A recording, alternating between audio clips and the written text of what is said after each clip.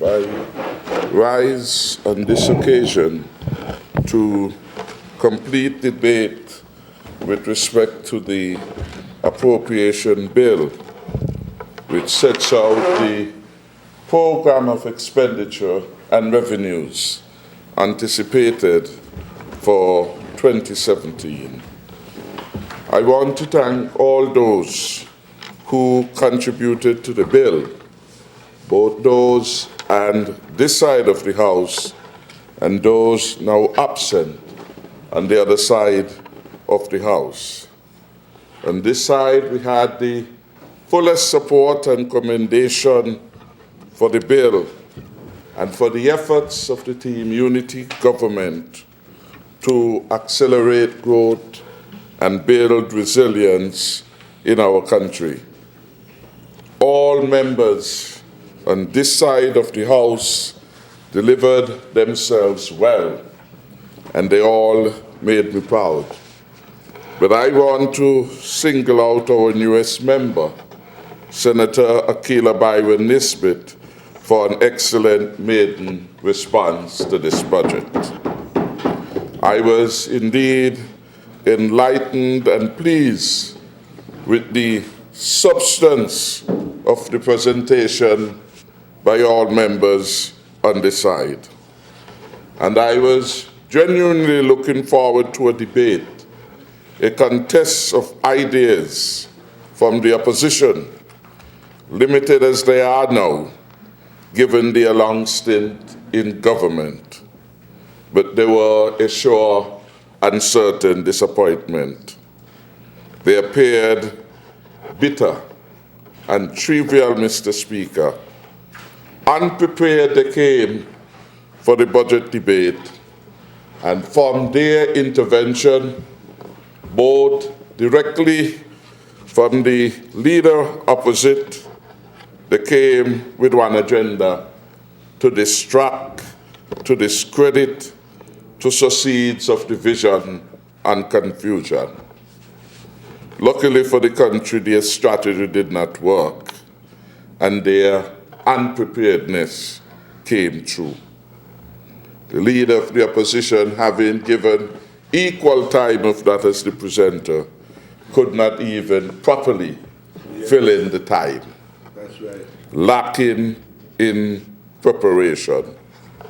And so, he having said all that there was to have been said, the others were certainly only going through the motion. And then, of course, like three blind mice, we see how they went. They all went up to the farmer's wife. He cut off the tail with a carvel knife. That was the end of the three blind mice. And so that is the story. Lacking in leadership on their side, they all floundered, and they all were to be found wanting. And to make up for their emptiness, they sought, as it were, to deliberately put the House in disarray. And for that I condemn them for their mischief. I condemn them for their efforts to insert you as Speaker into their political maneuverings. And I want to say, in my estimation, so far you have been doing a wonderful job. And you have to take control of the Parliament. Your word must be your bond. I am not surprised at the anger and disrespect which members of the opposite have shown to the office of the Speaker, because I recall that they broke all parliamentary tradition when you were elevated to the high office of Speaker. Instead of commending or at least keep quiet, as being the norm. Yes. The norm in the election of the Speaker, whether you're on that side or this side, you give support or you keep quiet. And you give the Speaker an opportunity to come into his or her own norm, way of managing and mastering the business of the House. But you had the member for number 3, who is not ready to serve the people and who is not willing to learn, too arrogant. And he started to say, well, you, Mr. Speaker, don't have our support. Never before, in all the years of parliamentary sitting in this country or in any country in the Caribbean region, have anyone showed such disrespect from the outset with respect to the Speaker of the House. And then the member for number 2, who ought to have known better, who comes to this parliament always late and never gets off of her cell in the parliament, knows not what is happening. She encouraged him and she was the speaker as well. And she was a former speaker. Lack of discipline and respect. And no wonder yesterday the senator opposite got himself in trouble, for repeatedly he refused to heed the advice and the counsel of the Speaker. And instead of coming to the Parliament where they ought to be, coming to the Parliament to speak on the single most important matter in the life of the Parliament everywhere, that is the budget. Only one other matter in the life of the Parliament has assumed in our Westminster model more importance than the budget. It is the motion of no confidence. Yes. The failure of the government to pass the budget is construed in the home of the Westminster model as a vote of no confidence. Yes. And any government that fails to have its budget passed, therefore, must go back to the polls. Yes. So you have the motion of no confidence treated as a single most important motion to come to Parliament in its life, and the budget coming in close second. And the opposition has no contribution to make with respect to the budget. So they are not here now. But it is better for the House and better for the country, it appears, when they are not here. The House is in decorum. The House is in order. Yes. The House gives us an atmosphere that says that serious people are there doing the people's business. And whenever the member for number 2 in particular is here, you get a lot of negromancy. You get a lot of hearsay. You get a lot of one kind of talk. Every debate is the same presentation from the member for number 2. Every debate. She doesn't prepare. She doesn't prepare at all. She comes and like, morning, Peter, cabbage, ma'am. Yes. Not good morning, cabbage, ma'am. That is how she comes. So she comes and she will say this, no matter how it fits into the debate, no matter how it takes you off the substance of debate.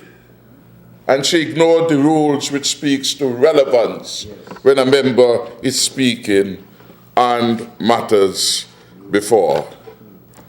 So the leader of the opposition comes, and he has not grown. I mean, he's too old really to go physically, but he has not grown in stature. He has not grown in statesmanship. He has not grown in civility. He comes in his coarse way, and his greatest, perhaps, talent will be that he, of all leaders in the country, has always appealed to the basis and vilest in our citizens on which to climb. Yes. The basis and vilest. Look at all of his utterances in public life. National debt. It will close over my... And you go on and on. He is a leader with no moral minimum. And that is how he paraded himself yesterday. And when he cannot deal with the substance of the argument, when he cannot put forward an alternative idea, he goes where he is most comfortable, to the lowest of the low. And so it becomes the politics of distraction, that it was Mark who was attired in a doban or turban. Yes. Or it was somebody else, maybe me, had on a pretty shirt in Manila. I don't know where he watching that for. Because he wasn't there to get no prize. And he begrudged me the most favored prize and award in Asia. And so those are things in which he tries to get us bogged down in. And they came and they said, they want in this budget not to deal with the substance. Let us make it a political meeting. Let us go on the rostrum, because that was how he was behaving. Wild and angry, short and looking for height, so he jumping up. That is how he was behaving in the parliament. And he believed that that is acceptable. So he says, after 20 years, a man with a checkered past and a long record, he wants to engage us in the parliament now and a debate about cronyism and corruption. How dare he want that kind of debate after 20 years of parading in this country? Why does he want that? He wants us to really debate that. If we were to debate that, we will ask him how he got his hands on the Sadio lands in West Barksdale. We will ask him. We will ask him if he presided over, as chairman of the cabinet, the request for duty-free concession for the building of the 6 apartments and that particular property. We will ask him if he misled the cabinet into believing that the property belongs to a businesswoman who shall be named nameless now. We shall ask him that. Cronyism and corruption. And we'll ask him if his assistant fraudulently signed the name of the business lady so that the submission could come before cabinet. Cronyism and corruption. He wants us to start on that. So we will ask him that.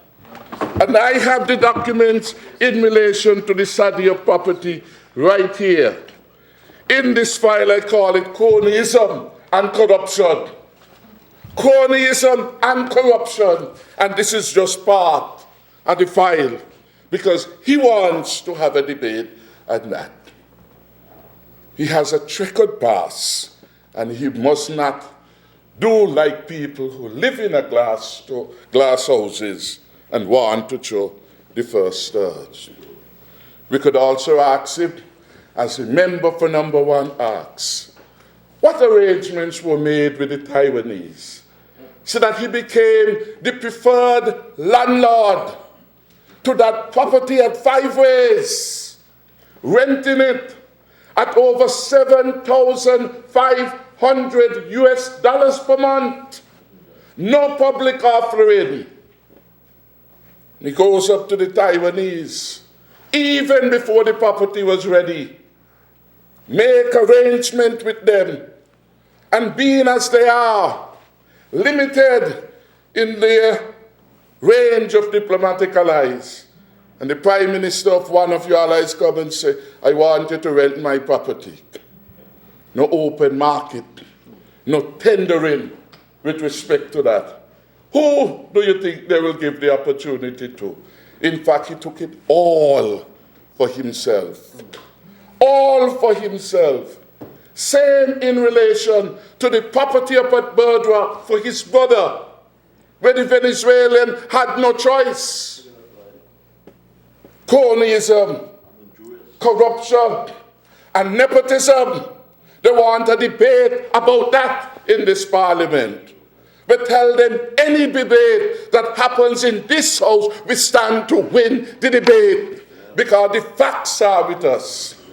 They are entitled to their opinion, but they are not entitled to the facts. The facts are independent of each and any one of us. So he wants that debate. He wants a debate about cronyism and corruption. For me to call Dr. Christmas, dead as he may be, call him to say, Dr. Christmas, tell the country that when you started as our ambassador to the United Nations, you told the entire world you were doing it without a cent being received from the country. Ask him, when he met with the Prime Minister, what was the nature of the conversation that led him to go back retroactively and take salary? What was it that led him to do that? And ask him to whose account in the Labour Party his salary ended up going to. Cronyism and corruption. Let's have the conversation about that. I mentioned that at the funeral down in Parsons because Christmas and I were very close. I gave Christmas an account for the party. I was the party chairman then. Christmas come back and Christmas tells me that the party leader gave him another account. I said, well, I ain't familiar with this account, Christmas. If you say you're going to now contribute to the party, this is not the party. He said, this is what the man give me. And don't say nothing to him, because he tell me not to tell anybody. You understand? And then, when I checked the account in the name of the member for number 6, in his name, cronyism and corruption. We could have a debate about that. We could have a debate about the payment of rental to our mission in New York, which started at $1 and ended up costing this country millions of dollars. And as with the pattern with Dr. Christmas and his salary, retroactive payment being made just before an election time at the insistence of one man. Want us to talk about cronyism and corruption? We could begin the conversation. Mouth open. You all just say that in number 1. Till we jump out. That's what we say it in the country too. We could talk about that. We could call Dr. Blackman from Trinidad, where he now resides with a young wife, to testify and see if he'd add anything of value to the conversation about cronyism, nepotism, and corruption, and to see how that will help the case of the member for number 6. Cronyism and corruption. Should I bring the file in relation to Dennis Merchant, who lost his job basically for misleading the cabinet and the court? That is what happened. We had those challenging cases. Douglas, the member for number 6, then leader, was in the parliament, told a lie, and the judge said that the judge gave him chance to fix the thing. The judge wanted the matter to go in the way he wished it. And so the judge gave us, but he said it was a break, a recess. Judge ain't do that. He becomes the first leader in the Caribbean to be found by a high court judge to be a stranger to the truth. A stranger to the truth is the member for number 6. That is what the high court judge found. If it was in the United Kingdom, he would have gone the very day that the judge pronounced him to be a stranger to the truth. We could speak about that. And so when Dennis lost his job, he had to find something for Dennis. Dennis was hoping that he would have had 2 terms as Attorney General and that he would have gotten the designation of QC because it appeared that had been the standard. And when that seemed to to have been lost. He paid Dennis a sum of money equivalent to what he was getting as Attorney General. To keep Dennis happy, we were paying 2 Attorneys General in terms of the cost. And then call him counsel, special advisor to the office of the Prime Minister. You think he easy? And you want a discussion about corruption, cronyism, and nepotism? Well, I will call Dennis Merchant as a witness to those proceedings. I want the Attorney General to name him and summon him in that case. And let's see what he would add to the conversation. I want to call a man named Simonik to tell us about the units at Frigate Bay, how he got 3, and the former member for number 1 got 2, and what arrangements lay in relation to that particular matter. I want to call him as a witness to the conversation. I want to call as a witness to the conversation those who are being involved in upgrading Government House for Sir Edmund and paid from the purse of the Treasury over $3 million, and Government House ain't fixed yet. $3 million. Said they were fixing it up for Sir Edmund. Sir Edmund even had, what you call it, elevator? An elevator put in the house. So when the governor comes, the governor goes up, down, with a button, at the cost of the country. And it's not needed. And the house not yet completed. This is the breakdown here from the office of the Ministry of Finance, which you will get a copy, Mr. Speaker. $2,907,46.67. That is what they spend on that house.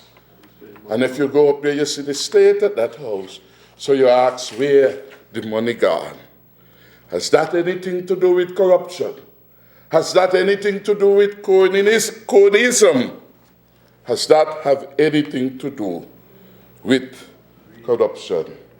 And just before the election, someone told Sir Edmund, oh, you're the Governor General and you're not moving up. He said, not giving up until it has to be like a palace, because I'm the representative of the Queen. And Edmund, if you know Sir Edmund, he feels that way. So he wants it to be like a palace. So he could feel either like the king or the queen. Because it's a palace. And he's the representative of the Queen. And would you believe that Edmund found out that when the member for number 6, then Prime Minister House, was being repaired in St. Paul's, that he took up a private residence in St. Paul's. And that house was paid for by the state to the tune back then of $8,000 per month. You understand? His house being repaired. Public Works, all of them involved in it. He go into a house in St. Paul's way back in those periods back then. Because that was in first term. Yes, I remember that. And you paying for a house in the country. It is a big house, yes, big land. Yes, it's got to be, you're right. $8,000 per month. Yeah. And he has the gall to, way back then, to be talking to people about those issues. $8,000 then. That's what it cost the country. Here comes somebody $300,000. So when Edmund heard about that, he went to negotiate. He up in the house in Boardwalk. $3 million being spent on his home. And Edmund negotiated that they have to pay him backwards. So he can take something for living in his house. $3,000 a month. So on the 9th of January, they paid Edmund Lawrence $75,000. So they did 1 $75,000 for living in his house in Birdrock. They want us to have a discussion about these things. When we came in, we had to stop that in April. When we found out that that madness was happening. 3 million already expended, and the house still not good, not properly done. 3 million. We're fixing the house now. It's team unity, now fixing the house. You go up there, you see transformation. And they spent 3 million approximately on it. And on the 9th of January, he didn't know he needed money when he took the job from Sir Cuthbert. Sir Cuthbert wasn't getting any. They said Sir Cuthbert must live up there, make up his mind. You're either going to live up there or you're going to live Cross and Keon Street. That was the attitude. But something was going to happen on the 16th. And I believe that thing that was to happen on the 16th with the boundaries must have formed part of conversations between certain people, close or far. Because how could you explain 2013 nothing, 2014 nothing, and suddenly in 2015, in the face of an election, you go back and you give him this lump sum. $75,000, $84,000 he ended up with to stay in his house. These are the people who want to engage us in debate. So we are willing to have a debate because the country is not aware of those things. And the country will not be pleased that you could take up $3 million. And at the same time, that is what you're doing in relation to that matter. The timing of it looks suspicious. The timing of it looks suspicious. If it was something reasonable to be had, that case should have been made from day one. Not come just before the election for us to be able to deal with these matters. Something certainly was wrong.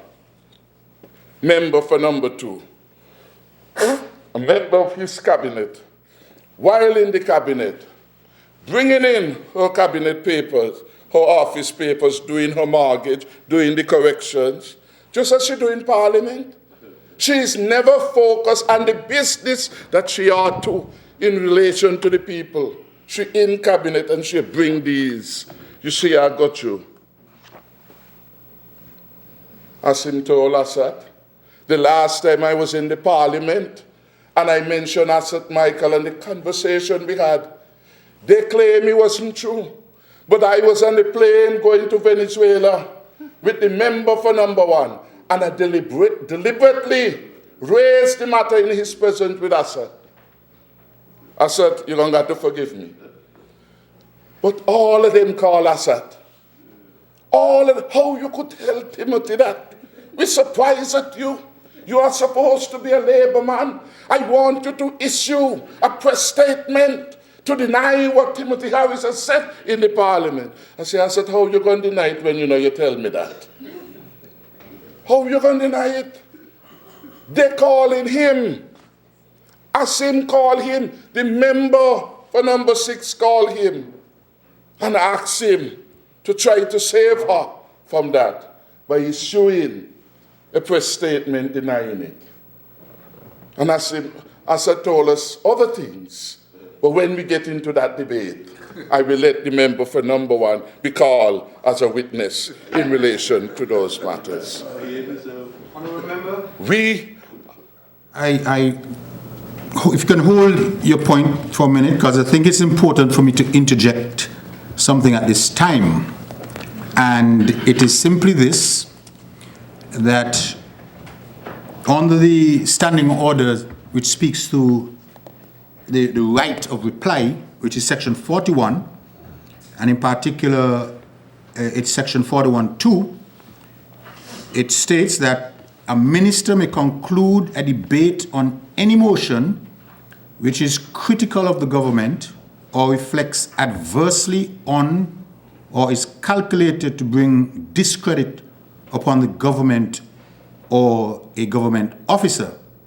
And so just in case there anyone listening and wondering why I am allowing this presentation from you, it is simply owing to the fact that during this, the rule allows it, and during the debate, I did hear very harsh criticism of the government, including accusations of stealing an election, cronyism, nepotism.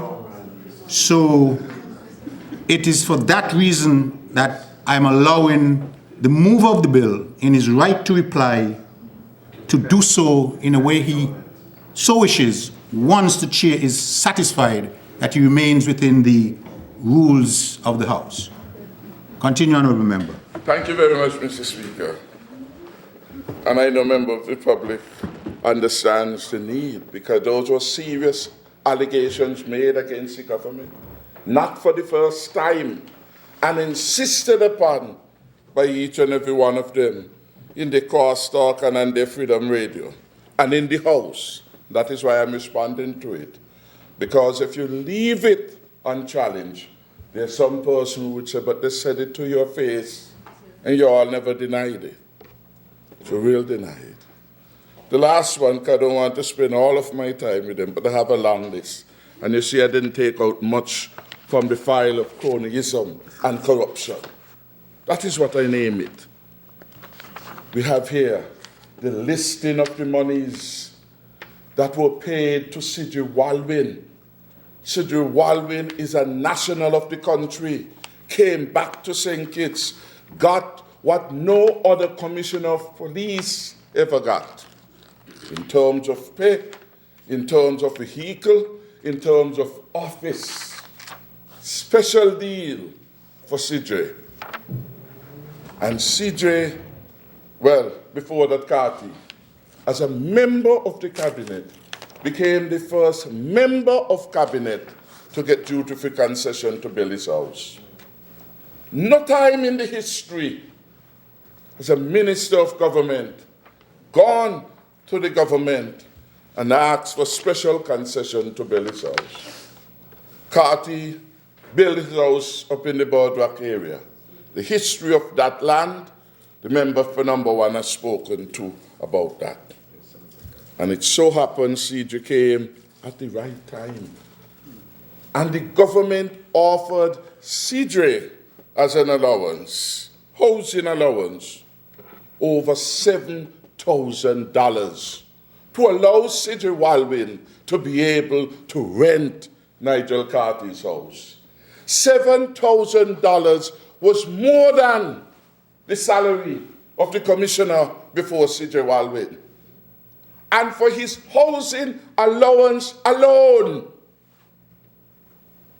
he got $7,000 plus from this government, so that the mortgage for Nigel Carty could be paid. Senator, opposite, could be paid. And because they know something didn't look so right, the senator arranged for his sister, Claudia Mitchum, to be landlord for the property. So like Adam in the garden, hiding from his act of commission, he chose to hide behind Sister Claudia for the property that was up there. Cronyism, nepotism, corruption. That is what they want to enjoin us. And C.J. Walwyn, through the government, received Carty nearly $400,000 from the taxpayers of this country to service the mortgage of his home. Something is not so right about that. And I don't know if it's cronyism, I don't know if it's corruption, I don't know if it's nepotism. But I remember when we were negotiating with the government of Trinidad over the biker matter, and we were saying to Patrick Manning's finance minister, you all have to come up with something, and you have to give us this, you gather that. She said, we don't mind giving, but what you're all asking, you just ain't look right. We were asking for too much, really, because we were negotiating. Something just ain't look right. That Nigel Carty could get a duty-free house intended for first-time buyers, yes. Which means you build your house, you go in there to live, you say, to God be the glory. Nigel Carty haven't gotten duty-free concessions from the government, then up to sell it to a recruitee of the government, not sell it, to rent it. And as a result of that, his bankroll went up by near $400,000 for the short time that Sir Jewalvin was there. $7,000 in mortgage payments, more than the salary of the commissioner that was before him. All so that Carty, the senator opposite, could end up with $400,000. And those more powerful than he could then call him and make him do their bidding. That is the evidence that is there. And I want to end on that for the time being. Suffice it to say, the country was never told that when the senator opposite went abroad for treatment to the Miami hospital, that it was a cost to be carried by the government of St. Kitts and Nevis, and that the government carried the cost of over $50,000 US, $135,000. Ed Mead, as cabinet secretary, writing to Evelyn Mora at the International Baptist, we are pleased to send you 2 checks. But how come he pleased to help the senator opposite, but the poor people down at Franklands couldn't even get $5,000 to assist them to go to Antigua, couldn't get support to do an MRI in Antigua, but he's well pleased to be helping a man better endowed financially, a government minister, to go off to the Baptist Medical Health International. The cost of the facility charges was put by the Baptist Health International in the attachment, patient name. Patient, he was a person ill. Patient name, Minister Nigel Carty. I'm reading from the document. Baptist Health facility charges sent to the government, $125,144 US dollars. That was a cost. $125,144 US dollars. Multiply that by 2.7169. And you see how much money was the cost of Carty's illness in the hospital. Understand? Specialist care. And when those kind of monies are being paid for a minister and poor ordinary people with their complaints can't get help under the former administration, you say something isn't right. And you say, thank God for team unity, that by next year we shall have national health insurance here. Because not all of us could afford to go to the Baptist Health and incur facility charges of $125,000 US dollars. And the vast majority of people out there in St. Paul's, in Keyon, in Tabernacle, and Phillips, they're not going to be able to get no help from the government. Nobody will write no letters to them on that. But that is part of the discussion we will have in relation to that particular matter. And then the file is called cronyism and corruption. And I have one called nepotism. That one has on his sister's name and his brother's name. But I'm not going to deal with that. That will become another time.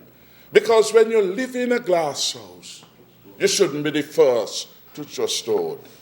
And he reminds me of a story I heard Limor told often in the politics, that they were going to have a political meeting. In those good days, political meeting used to be sweet. For he said, anytime you ask how the meeting was, boy, the meeting was sweet. What Mr. Powell said, I don't remember, but the meeting was sweet. Understand? And being sweet was good enough. That's all you wanted to know. You had a sweet political meeting. He said, while they were going, child said to the mother, he saw the mother's opponent coming up because they've been quarreling. And he said, Mother, make sure you tell about she Bigfoot before she tell you about yours. He trying to say other people have Bigfoot. He has a Bigfoot, no Bigfoot over here. And he trying to do that trick. Tell them about their Bigfoot so they can't give you that as an attack. That is smartness he's trying to make, to do over there. And then he says that as long song and dance in his presentation, his opening salvo was about accountability and democracy, and how democracy is being undermined, and how the absence of the Public Accounts Committee means that the train of accountability is not being complete, Mr. Speaker. The final leg of the train is not being complete. Democracy is being undermined. Look at that. Who is talking about the undermining of democracy? The member for number 6 of all persons. The member for number 6, Sean is right, unethical amnesia. Willful unethical amnesia. Plain forgetful. He forgot that when the motion was placed of no confidence in December 2012, for 26 months thereafter, he did everything to stifle democracy in the country. A book has been written as a result by that, as a result of that, by the eminent QC, Charles Wilkin. 26 months election. 26 months election. A book named to immortalize, as it were, the transgression of the Douglas administration for 26 months, deliberately refusing to call a motion of no confidence. Never happened. And for the last 5 years, the man who says he wants now to talk about democracy kept a parliament, no deputy speaker. Not even for 24 hours he allowed for there to be a deputy speaker in the parliament. The parliament is the fulcrum of democracy in the Westminster model which we practice. It is at the heart of the people's right to choose their representative and their representative to debate on their behalf. And he, contrary to section, what it is, member for number 8, 31 or 32, the deputy speaker, 32. 32? Make sure. 32 of the Constitution. There shall be a deputy speaker. He had none. Not even for 24 hours. And the mockery came when one afternoon he had Senator Skerritt resign. And the very day he resigned, he said to take up the post of Deputy Speaker to facilitate a bill. He resigned. He had it in the afternoon. Before 6 o'clock, he done resign. He wasn't the Deputy Speaker even for 90 minutes before he resigned. Made a mockery of the post. And we said, as a unity government, we will do better. We will not allow that to happen. And as soon as it's practicable as the Constitution requires, we will appoint one. And we brought one in Senator Akila Byron. And what a wonderful beginning she has had in this parliament. We are consecrating the history in relation to democracy. Has the member for number 6 forgotten January 16, 2015, when he called what he declared to be an emergency parliament, an emergency sitting of the parliament to deal with a routine but important matter of discussing the boundaries. 5 minutes notice we got. In fact, while people believe that he was going to scheme to get that matter to the parliament, we still was hoping with our better nature that he will disappoint us and he wouldn't do so long. But he did. After 2 o'clock, and we heard the Boundaries Committee still meeting. Those of us who were thinking that began to say, no man, they can't be doing anything today again. Lo and behold, I'm not sure, member for number 4, you were dressed, because we were told, dress come in that day. Because we know he had to do something. And so some of us didn't dress for Parliament for that day. He wasn't a member, but he was to come with us. He was part of the team. In fact, he did come. And when we were told to hustle over, the AG, we're trying to get the AG. Then the senator not answering his phone, because he's talking. The AG is a man like to have a conversation. So after he doing a little talk and we call him, nothing happening, people begin to walk away. Lo and behold, you all better go over. When we got over there, down there button off with police and the Red Brigade. He brought out the supporters. He paid the PEP workers to put on their red shirt, to create a human barricade down there, to prevent elected and other members of Parliament from coming into the Parliament. The Parliament was trained. Yes. We had to say to the police officer, you got to open up. This is Parliament. This is not up at the prison. People have to go in. A Parliament is supposed to be a public session where any member of the public can come, sit in the gallery, and know and learn what is happening.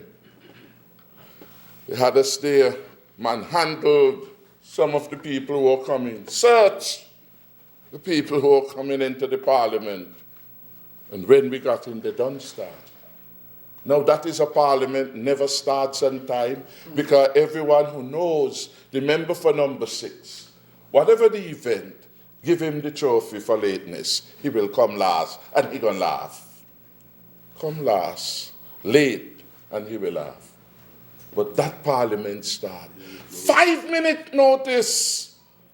They gave us to debate a document we have never seen.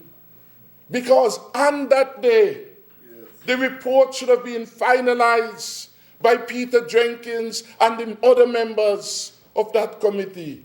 5 minutes. Never seen the document. And sometimes they have the gal to come here and say they only saw it on a Sunday. 5 minutes. And when we came in, begin to debate, what did they do? Member for number 3, I think, started on our side. Because when we came, they're talking fast. They're leaving out words and all. Because they want to end. Because they know we were going to challenge the legality of the document in the court if we were not satisfied.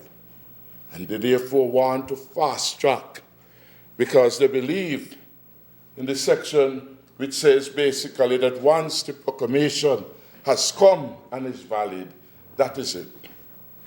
And so they were hustling through.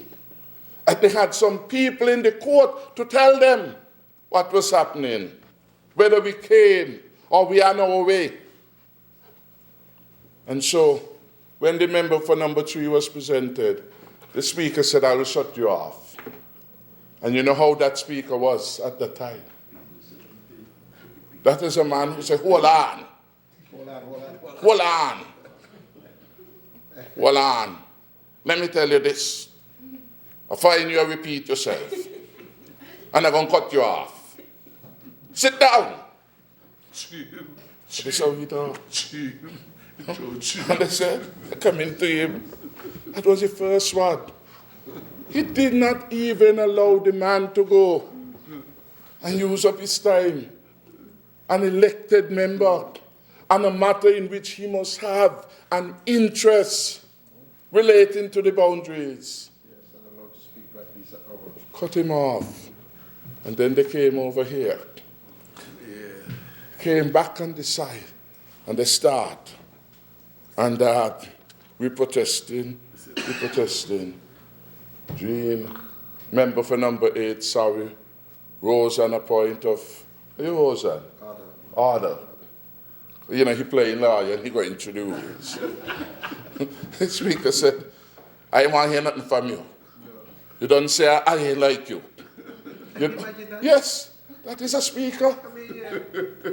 So when you look back at how Curtis Martin as speaker presided, the only lesson that you can have is how not to preside. Whatever Curtis Martin did, if you do the opposite, you get it right. Because he got it wrong. Tell Jean, you don't say I didn't like you. You know what? I'm going to name you. Yes. Jean Hamilton. Jean Hamilton. Get up. Here the member for number 6. Treat him like a common criminal. That was them. And a matter so fundamental to democracy, he was prepared to name the elected member. And on the advice of the then Prime Minister and member for number 6, now leader of the opposition, he was told to treat him like a common criminal. And when that done and the Premier got up, the Premier tried to make a point that we're making a mockery. Why is it we are here? They said, you know what? They're getting texts from over the court. They're getting their texts. And they're looking at the time. And they determine they will pass a resolution to end the debate. Wrap up the debate. No other member would speak on the debate except the person over here. And that was that. And they thought that they had won. Democracy is about the people. Democracy is about empowerment of the people, power to the people, not to the elected. We are their servants. And they didn't want the people's representatives to be heard. So that is how they did us on the 16th of January. And that is why, whatever may be the arguments out there, they have done great damage to the appetite of local people for wanting to be part of the CCJ. That's just the reality. Because it took the Privy Council to intervene, to undo the injustice that was done to the people of St. Kitts and Nevis. It's still the lords up there who asked them the right question. How close is the office of the Governor General to the Parliament? so that this report could have reached to him? Yes? How? Over the wall. Over the wall? Because they did all that magic so quickly. Finished the report in the afternoon. What is the next step? To the Governor General. Governor General to send it back to the Prime Minister. The Prime Minister to read it. They advise the Attorney General to prepare documents, circulate and all of those things. So you know they had to have done them before. And then they got them gazetted and print your clothes. Understand? And the judge, as we would say, pierced the veil. And he said something wrong. He said, that's how you call proclamation? So you mean to tell me if you have the document and you keep it in your drawer, that is proclamation? Proclamation means everyone should know. I can't help but wonder, though, remember how would the stenographer. She is good. Never underestimate. That's it. How would she? She will find a way. Believe me. I'm just wondering. She'll find that way. So that was what the 16th of January represents. The day of infamy for our parliament. A travesty against democracy. Travesty. And therefore, he can't come now to give us any lesson in relation to democracy. Against that history.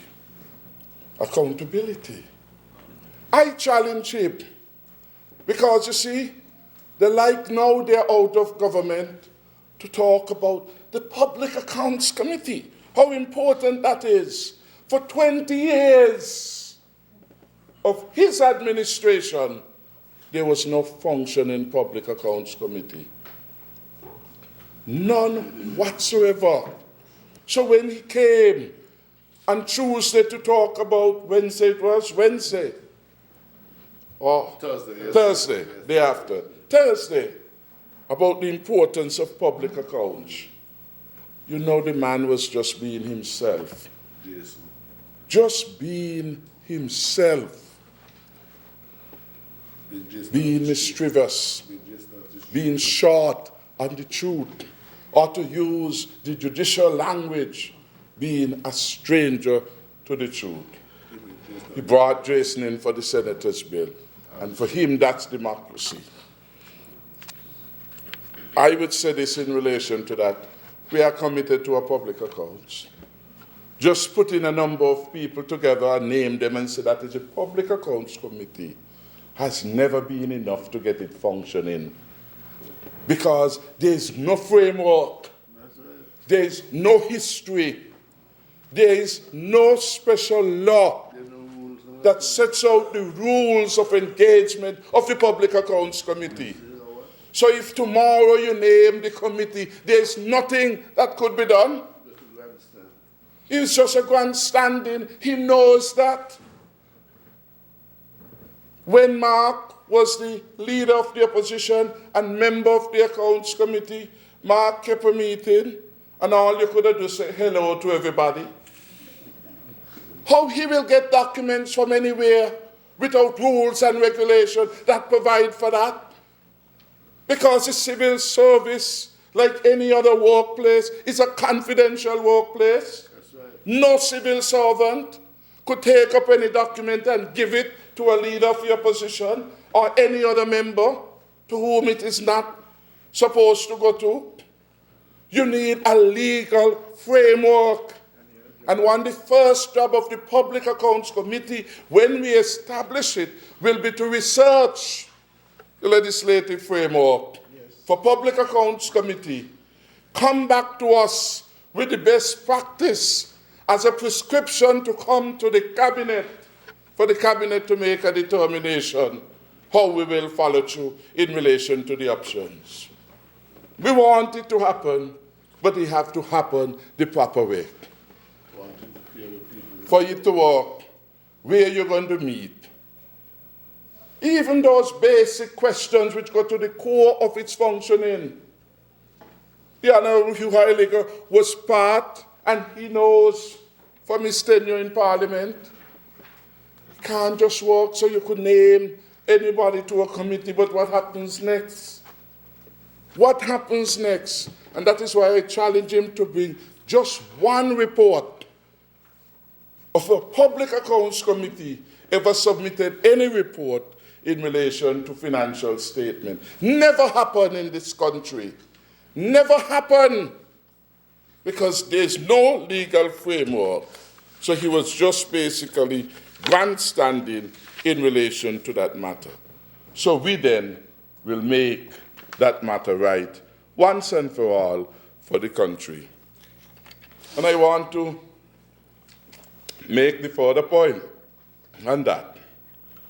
Because you see, the Public Accounts Committee does not prevent the Director of Audit from doing his or her work. Yes. And it is the Director of Audit that has the mandate for auditing the accounts of the government. Constitutional basis. Constitutional basis. There is no link in terms of any accountability train to the Public Accounts Committee. The Constitution simply says there shall be one. But you need to move from that to give a legislative framework that will allow it to function and the circumstances in which you relate. But the Director of Audit acts in an independent way and cannot receive direction from the Public Accounts Committee. So the link he was trying to draw, for now non-existent as far as our constitutional frame. But accountability goes deeper than that. Accountability goes deeper, and if he was so interested in public accountability, not only would he have ensured that the Parliament meets and he's there, because that's part of public accountability. He's a member of the Parliament and he's not even here when important discussions are taking place. Every Parliament from the time he has lost, he has come too late. And he doesn't know where we are in the other paper. He creating disturbance over there, calling them, come, come, come. Show me where they are. 3 times he came over on this side, passed the flag. The member for Nevis 11 have to call him. He's over here, we be. 3 times. The man has not yet gotten accustomed to the fact that he is not on the government side. 3 times he did that. And poor Patrice, all Patrice could laugh and put his head down. So, Lado, not getting accustomed. Understand? So that is what. Look, all the state entities he left. No audited financial statement. NHC, up at the port, SIDF, billions of dollars. No audited financial statement with all the pressure and the conversation about it. And he's so concerned about public accountability. So the man is not being real.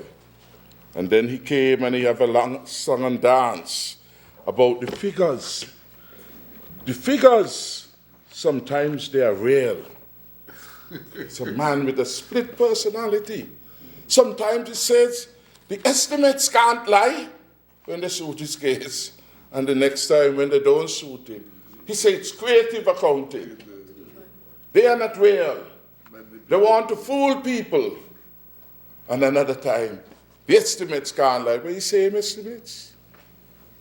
And he's calling into disrepute the professionalism of the financial secretary, of the deputy financial secretaries, who are the 3 technical people who have put the documents together. And they better take notice of it.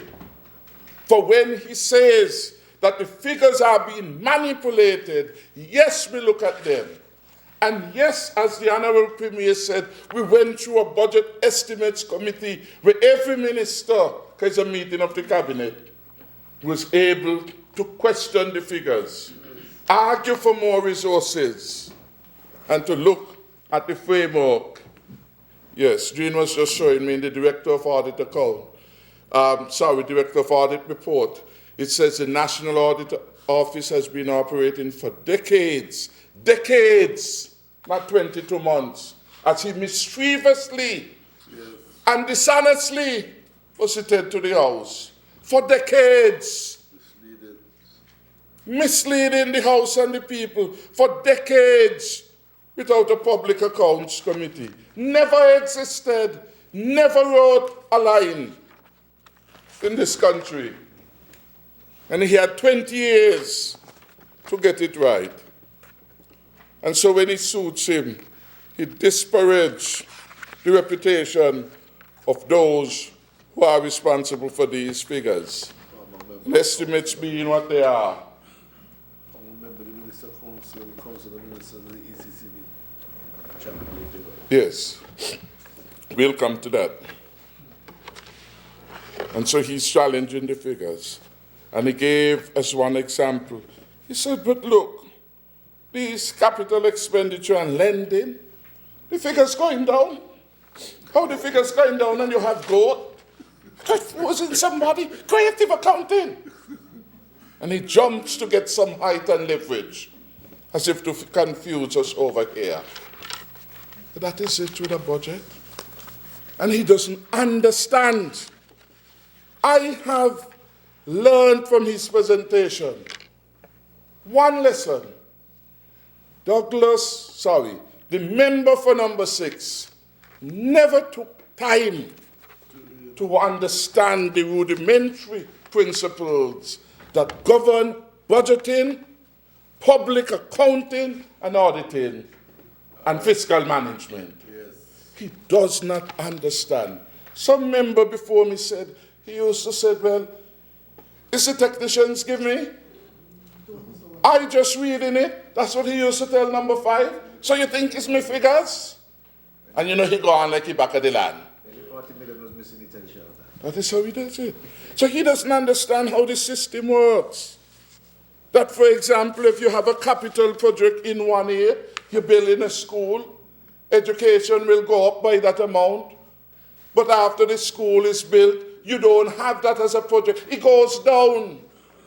So you can't link that alone to the question of growth and performance. But I have the draft estimates for 2011. That's under him. And same pattern. So he really doesn't know. Capital expenditure and lending approved in 2010, 105.7 million. That's what it was then. 2011, 69.4. 2012, 61. And 2013, 64. And if you were to go back to look at the growth statistics that actualize, you will find that there's no correlation. So, for example, in 2013, when relative to 2010 we had negative growth, but in 2010 we had capital expenditure of 1.7 million and negative growth, and in 2013, 64 million, and you had the highest growth rate recorded under him. There's no correlation. You can't just pull a piece out of the puzzle and use that to indicate that they're going to be good. You have to look at the fiscal frame as a whole. He then went and he pulled something from international trade. Yes. A mere 1% difference in the figures. And the song and dance, it gone down again. They're misleading the country. Well, it go down because we have released the VAT. 2016 is the first full year for the pass-through of VAT. We eliminated VAT and food and medicine in April. So you had at least 3-4 months of the year in which VAT was in operation. We made an estimate for 2016. And having regard to how those figures are being played out, at the time we do the budget estimate, we then refined 2017 so that it could be more realistic.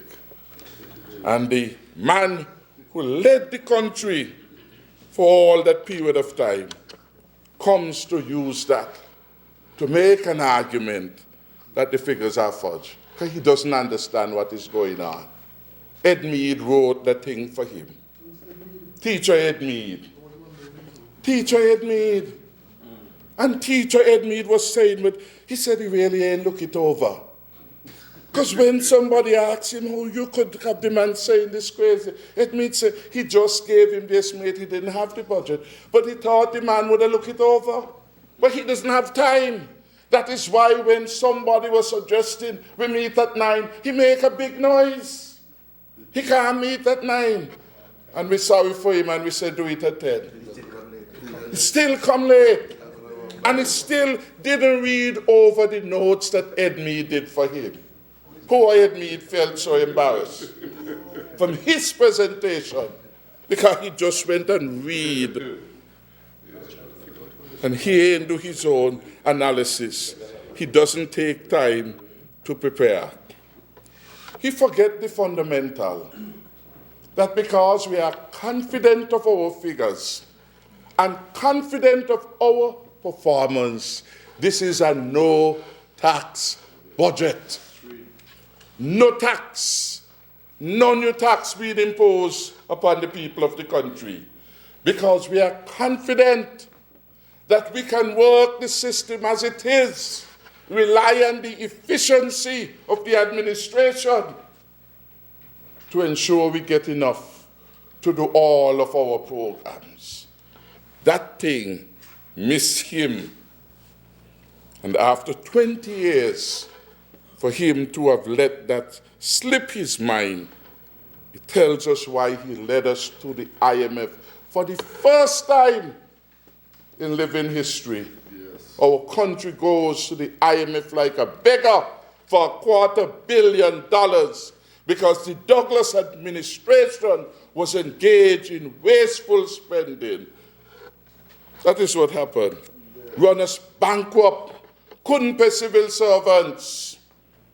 And as a result, they had to stop their increment for 3 years in a row. And he comes to advise us how to manage a country. You want to bankrupt the country again? Follow you, that is what will happen. You bankrupt the country and took it for the first time. And the Honorable Attorney General, member for Nevis 11 rather, was so right when he said, this is an indictment against his management of the country, because he went like a beggar on his knees to the IMF to borrow $250 million so that he could pay the civil servants their salary. And he wanted to take some credit that he did some good for the people of this country. When that black mark is there forever on him. How dare he tell us about fiscal management when he burdened the country with 17% VAT, pressuring poor people, and we brought relief.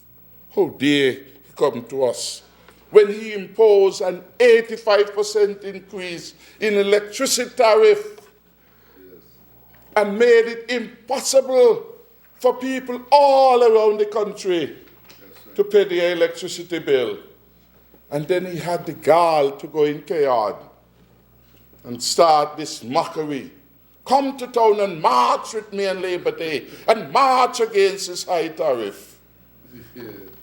And a member who is here in the gallery was brave enough to say, you think this is all fool then, no? And you put it on. March with your what? From that he has never forgiven that member of the gallery. Same one every time they come, they say, hey, the member in the gallery is abusing us and nobody hear it. I'm not sure where the member is from. They said, the member stood up to him in K-On at that meeting in the community center. You think this is all fool then, no? He should put it on. Come march with you on. He never forgave her for that. He almost bawled. He didn't know so high it is. And I think the Premier made the point about the haircut, how he denied having old people refuse to pay them, required them to make the sacrifice for his mismanagement of the economy. That is what he did. Haircut being introduced in the lexicon for the very first time. Wasn't really a haircut, it was a mama trim in the old time days. When you go in school, they take off all your hair. And you're a young boy, you want your hair and your head, you figure you look nice with your hair and your head. But in the old time days, your mother insists every time school open, you have to go get a bridle. And when your hair so shine, the rest of the family, you got a mama trim. That's what Douglas, the member for number 6, did to the country. Gave us a mama trim. Did it to the RBTT. Did it to the Social Security Board. Did it to the church. That is what he did. Then he come to talk to us about that. He left us with nearly $2 billion in debt when we took over. Nearly $2 billion of debt. And when he took over, the national debt was about, 300 million. And he left us with $2 billion of debt. And hide a part of it. The Venezuela, $250 billion, 200+ million. Took the people energy products and wouldn't pay. Would not pay. Made somebody high up lost their job because he would not pay. And he said he had all these hundreds of thousands of dollars or millions of dollars in fantasy land. Something is at the core of dishonesty. When a man says he has all this money and he come in and trust him from you and he not paying. That was his way of administering the country. What do we have to show? Because he comes, you all say you all have surplus. Spend the money, man. So that's his policy. Tax and spend and waste the money.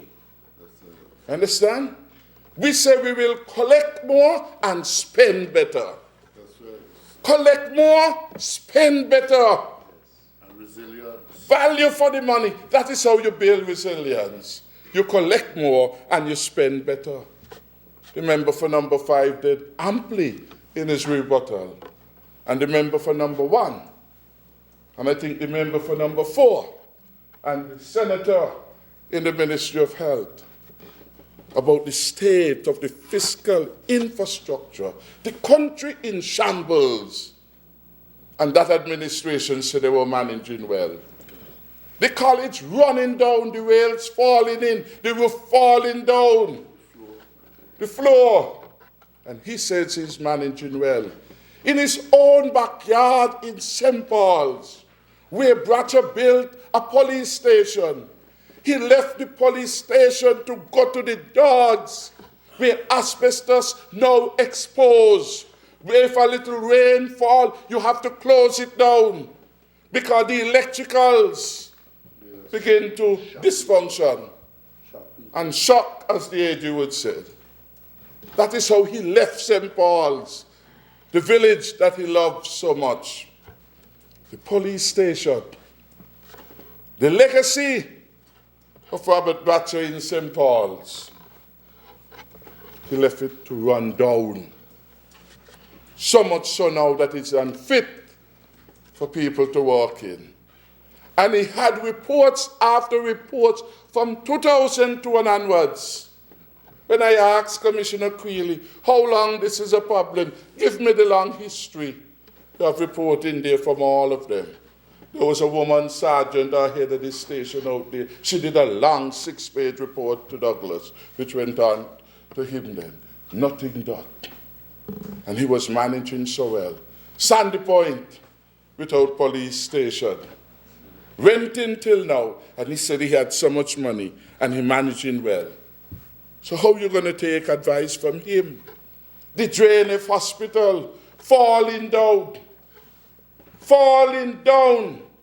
The bad work that was done up there, whether as a result of corruption, cronyism, or nepotism, I don't know. What I do know was that the roof of many wards, unsatisfactory done, and have created a problem of safety up there. So what is he going to tell us about management? Look at we left Mary Charles Hospital. The roof fell in to remind us about the years of neglect by the member for number 2 and the member then for number 1, who was unseated by now the honorable member for number 1 on this side of the house. They, as ministers of health, did nothing at Mary Charles. So public infrastructure took a beating under them for all the good they say they can do.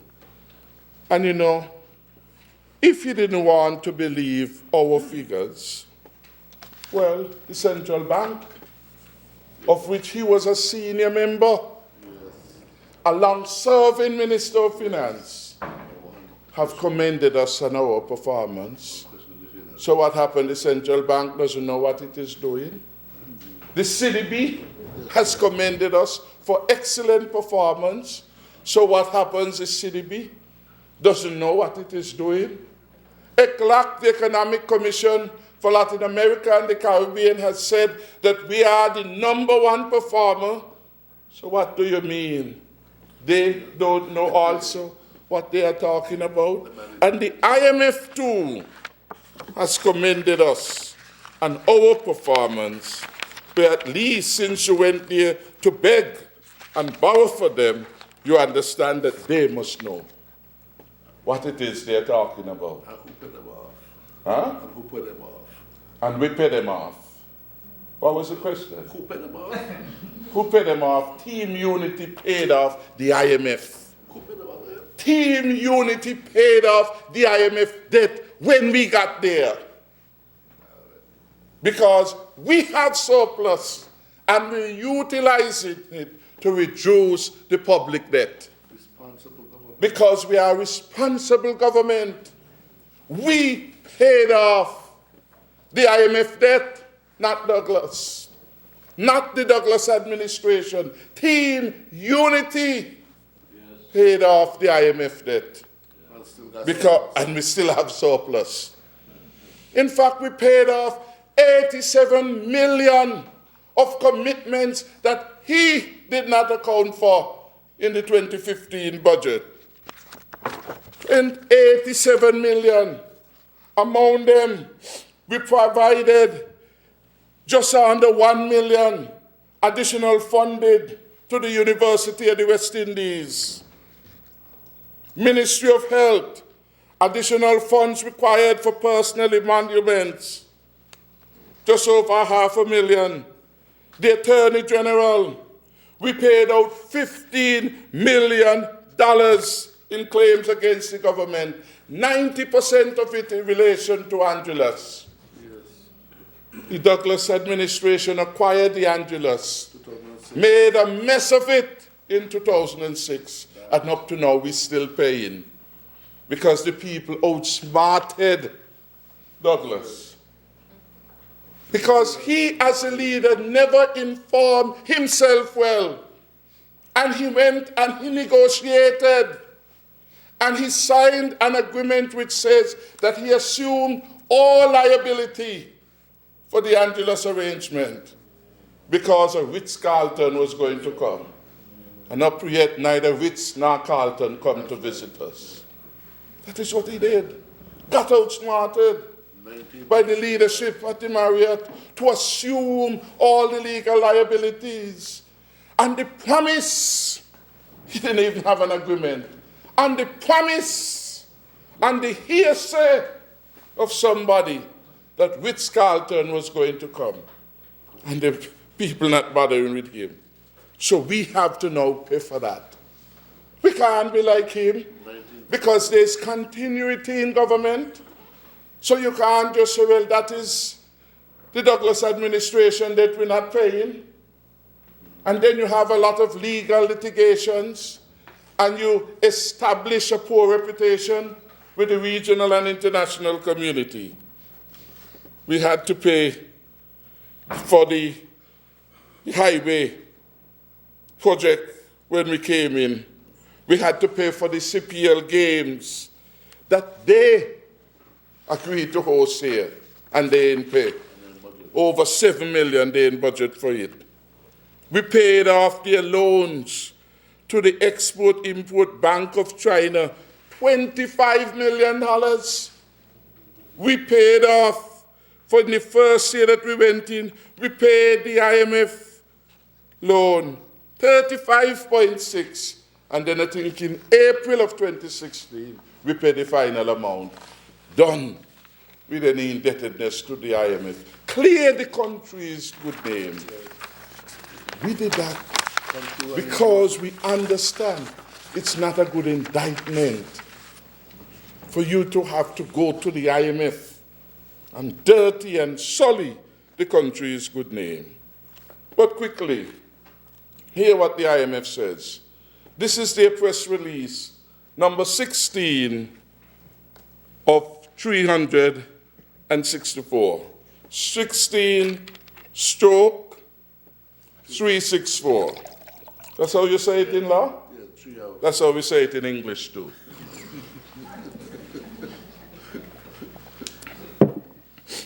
So I'm reading this. This is the most powerful institution around the world, That's right. with perhaps the best advisors of government, because this is an intergovernmental agency that helps and advises governments. Hear what it says. So you could listen to this and not listen to the member for number 6. For he's confused, he has a stake in the game, and don't even listen to me, listen to the IMF. That's right. As an objective entity, IMF can't vote. So they can't choose unity. But this is it. The economy, and I'm reading the IMF Executive Board concludes 2016 Article 4 consultation with St. Kitts and Nevis. The economy continued its strong growth. You understand that? Strong growth at around 5%, recording the strongest growth in the region. This is IMF. This is July. And we are now in September, 6 months ago. This is the brightest people in the world in terms of advising government. This is not Edmead notes. This is the IMF. And the IMF is saying the economy continued its strong growth at around 5%, recording the strongest growth in the region over 2013 to 2015. See what this is saying? The strongest growth. They went back as far as 2013.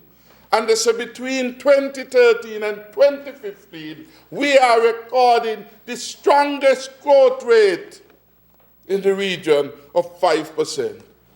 So when he's saying we ain't gonna growth, and we know what we are saying, the IMF knows. And the IMF agrees with us. The strong growth has been underpinned by construction and tourism sector activity and their favorable spillovers and the rest of the economy. And we told you for 2016 in our budget, construction was growing 17.9%. But in Do you understand? Andreen is that Emily also. And the member for number 8 is slow in getting off with the housing. Imagine when that starts in 2017. Imagine when in Nevis the housing project also starts. Imagine when next year the second pier also starts. Imagine when the projects to which the member for number 4 speaks about they also start. He's not sad. Well, he start over at this street. Still have to come back work and finish up. And imagine when we put another $145 million in the economy. Imagine when Oasis starts its major luxury hotel in Nevis in full next year. Imagine when Clevilla it's called, condominium project gets started in Challengers and all the other projects. Huh? Imagine when Bastia High School starts pumping in the economy again. And again, just to show you that he's out of it. Well, he either grudge or he mind on at rum barrel. Understand? Because when he comes here and he says that the Bastia High School will not start, look at the budget. They have this amount for it. Well, the Bastia High School, he said, will cost about $30-40 million. But everyone knows that the school will take more than 1 year to build. So we're not going to put 30 million in the budget when we're not going to use it. Fiscal, proper management. The budget should give a reasonable allocation with regard to the potential for that expenditure to happen. And so what we have in the budget is a reasonable estimate of what will happen during the course of the year, having regard to the life of construction. And if more is needed, then we will do the necessary appropriation warrant. So it doesn't stop it from happening. But up to yet, after 20 years, the member for number 6 does not understand how the budget works. Doesn't understand. Does not understand. So he comes here and he keeps this song and dance. So we go back to the IMF. These are the people who matter, eh? Because when the rubber hits the fan, hits the road, that is, and the tarmac. Flights are coming. The member for number 4 promises us. When you are in pain, as the country was in 2010 and 2011, it's to the IMF you go for rescue. That is where he went to the bailout. He couldn't go over at National Bank anymore. He couldn't go to RBTT.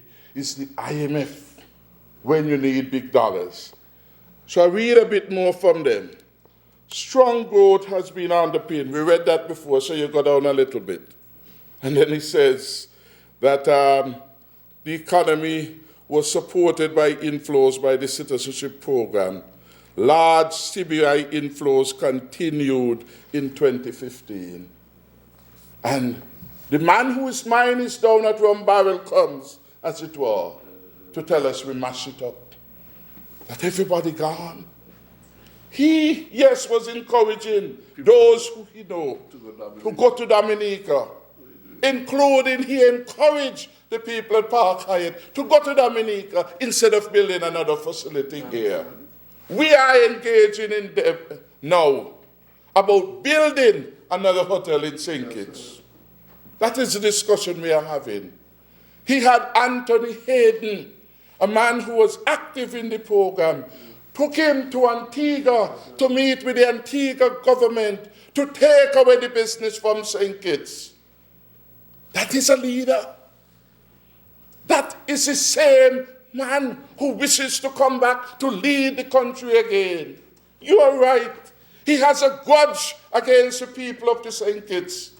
And he wants to see our country fail as punishment to the people for having exercised their democratic choice.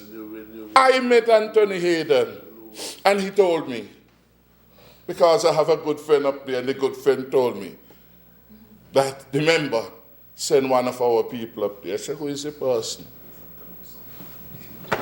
I met Anthony, I spoke to him. We encouraged him to come and to get involved again. So they wanted the program to fail. They got the Hilden project to stall a bit. And then they recognized that it's their investment, they start up the project again. And thank God, almost all of the projects, they are going. Till off, you now see the difference. They're putting on their tiles and so on. The internal works are going. The Minister of Tourism and I visited it with their lawyer and with the officials. 2 weeks ago or something like that, the Attorney General, the Minister of Tourism and I met with their leadership at the Marriott Hotel. So we have an update. And the Park Hyatt is going. 800 workers over there. Core is going. 150 plus workers going. Private sector, that's it. Private sector involvement. And to bring me to make the other point quickly. Not only doesn't he understand how the budget system works and it's linked to the economy, he doesn't understand how the economy works. After 20 years, and all the dance is sung and dance about false figures. This is not a communist-led economy. That's right. So you look only to the government to see what is happening. 5-year plan. In our budget, we say that we want the private sector to lead, to become the engine of economic growth. In our budget and in my presentation, I say we will have the consultation early in the first year with them so that they can do more. And I gave them advance notice what are some of the growth areas. Not about cars, not about chicken, growth areas. That is what I want to discuss with them. How the farmers will get a strategic partner. How we will get more money pumped into agriculture and manufacturing. I want to discuss with them how we could have more of what we produce here into the hotels. I want to discuss with them how we could enhance and expand floriculture in the country so that we don't have to bring flowers in the country here, all the way from the Far East to Miami to get here, and our fertile lands, free up the lands. Let our people make money. So the IMF understands about that. He doesn't. And the IMF told us that while in 2015 the inflows came in at a slower pace, he said part of this was really from increased competition coming from similar programs in the region. That ain't have nothing to do with team unity. St. Lucia is opening up their program. Grenada is now in. Dominica is in. St. Kitts is in. Malta and Cyprus, and as more countries come on stream in the Caribbean and elsewhere, it means the pie is being cut into smaller pieces. It's like here with the busmen. The bus association came to the government one time and they said, too many buses on the road. Everybody wants a bus license or a taxi license. But there's only so much the market can take. And the individual operators be viable because you're cutting the pie. Same traveling public and population. And as more people get their own vehicle, then again, you have those. Similarly, if St. Lucia comes on stream offering almost the same product, then the market is being, as it were, becoming more competitive. And that is one of the reasons why we have rebranded our product. That is one of the reasons why we say that we will be platinum. That is one of the reasons why we say we will go to some of these international conferences. Because if we are the platinum, we will act platinum. That's right. We're not going the same place that they are going. So you have Antigua, Grenada, Dominica, say after me, in the same forum. We go where there's this discerning, high network person, and that is how we are going to market. And then it went on to say, this is the true state of the economy given here, you know. Consumer price inflation turned negative. Owing to lower global commodity prices and recent VAT and import duty exemptions on food items that carry a large weight in the CPI basket. You understand what that is saying? They're saying that the cost of living is getting lower and lower as it relates to food. And that is why when the member for number 4 wife told him that drumstick was going down, he felt good.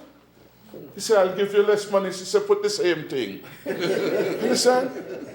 The cost of living has been impacted positively for the poor people as a result of our policy to remove that. And the IMF came, did their analysis, and they found that. And they confirmed what the minister was saying this morning, outlining a long list. And I even added one, because to me that was remarkable.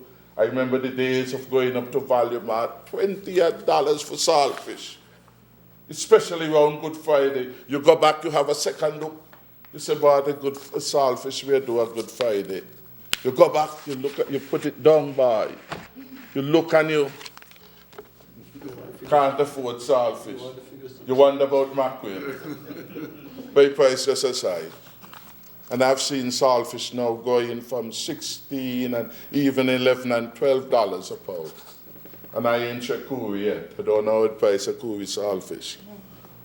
I do you buy at Koori? I say Koori has good saltfish. Usually. So we get there. So that is what we are saying. The fiscal position remained in surplus. The fiscal position of St. Kitts and Nevis, when the IMF expert looked at our books in July of 2016, they said it was in surplus. But the member for number 6, who doesn't understand the note that Mr. Edmead gave to him, comes to the parliament. He said the surplus is creative accounting. But the IMF, in their most recent report, is saying that we're in surplus. And they go on to say the medium-term outlook is positive. Right. Negative for the opposition. Because when things are bright in the country, they know long and miserable will be their days in opposition. That is what it is. Long and miserable will be their days in opposition, especially when they have such a checkered past, and especially when they have the member for number 6 as their leader. He cannot make a comeback because he's too bitter and mischievous.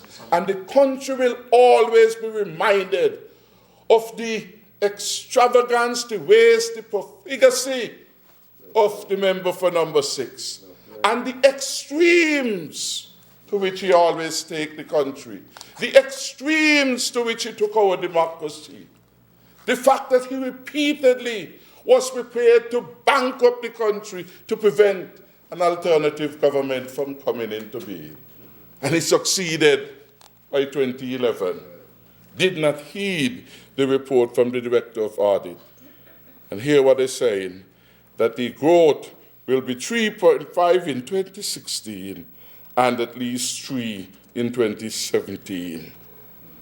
So all the truths that we need to know here on page 1 of the report. And the truth of the IMF condemns the lies of the opposition. The truth of the IMF, which is the truth of ECLAC, which is the truth of the ECCB, which is the truth of the CDB, condemns the maliciousness of the opposition. They have a vendetta against the government for performing well.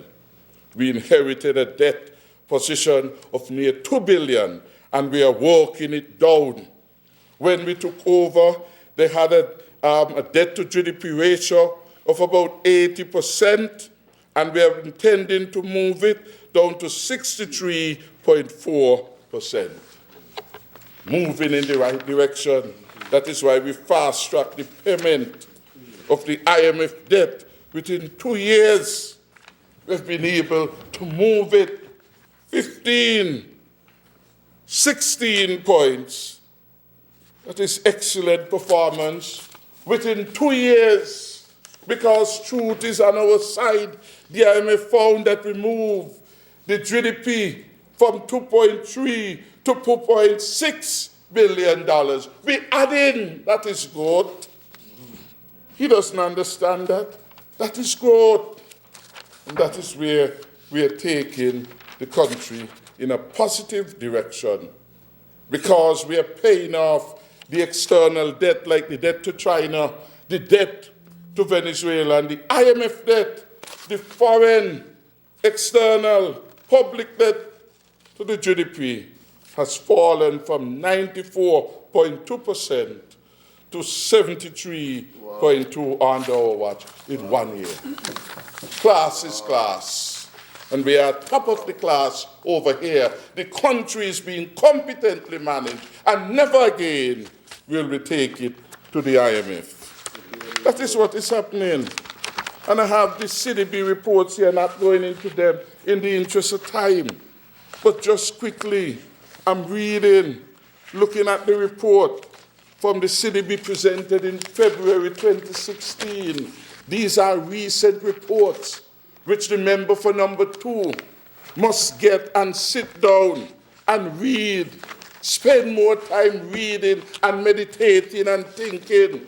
And then you call the member for number 2 and you give her a session and beg her, please read them and keep off the WhatsApp on her phone. Read a little bit of economics. For she's no expert in law. At least she must know a little economics to make up.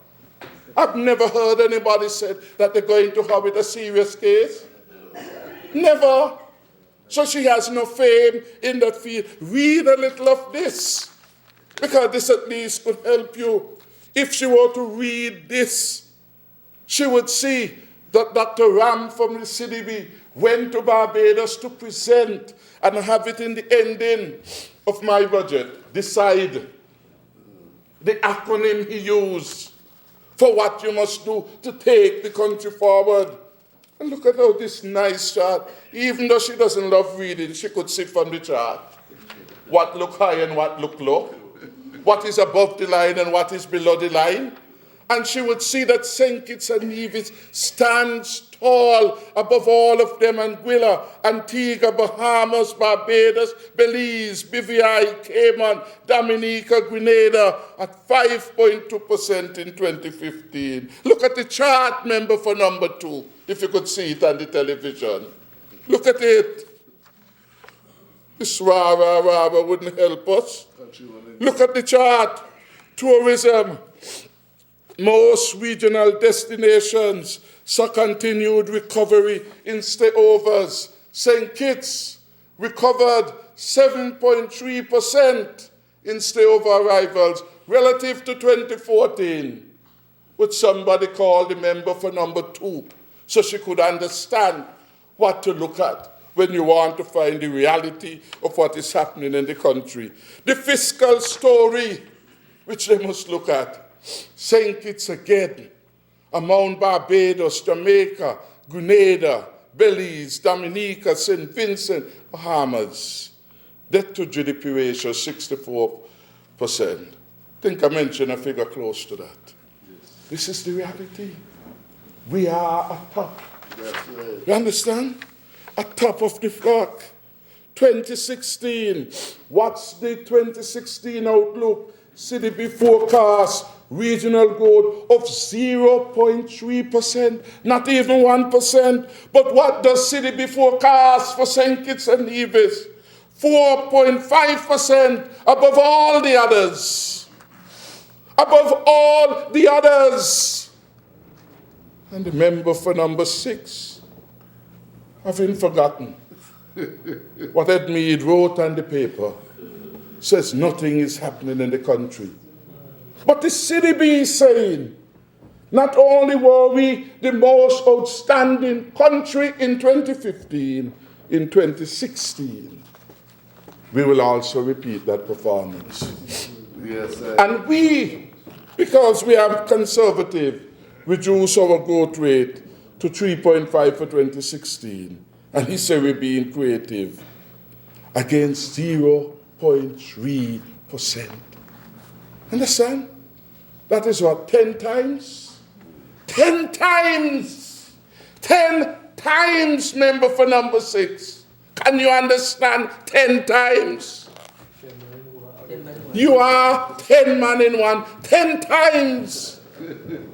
Regional average. This is what it is. Hear them. Our vision for our Caribbean economies, that they be dynamic, export-oriented, competitive, inclusive, diverse, and environmentally resilient economies. Decide. And in my budget, if they had listened, they would have learned that word. Decide.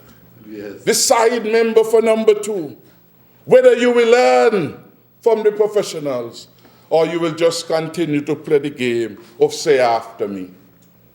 Remember, decide, member for number 3, whether as a young parliamentarian you will stay in the parliament and learn the intricacies of parliamentary life, the lows and the heights, or you will follow the fair leader and come to nothing. Decide. Well, the senator, he's too bright to learn anymore. So he will not change his behavior, so we leave him to the foot of the grass. And the member for number 6, what shall we do with him? We could invite him. We can invite him to the rum barrel to spend more time there. Because he doesn't see himself genuinely as being able to make a further contribution to the country, and reasonably so.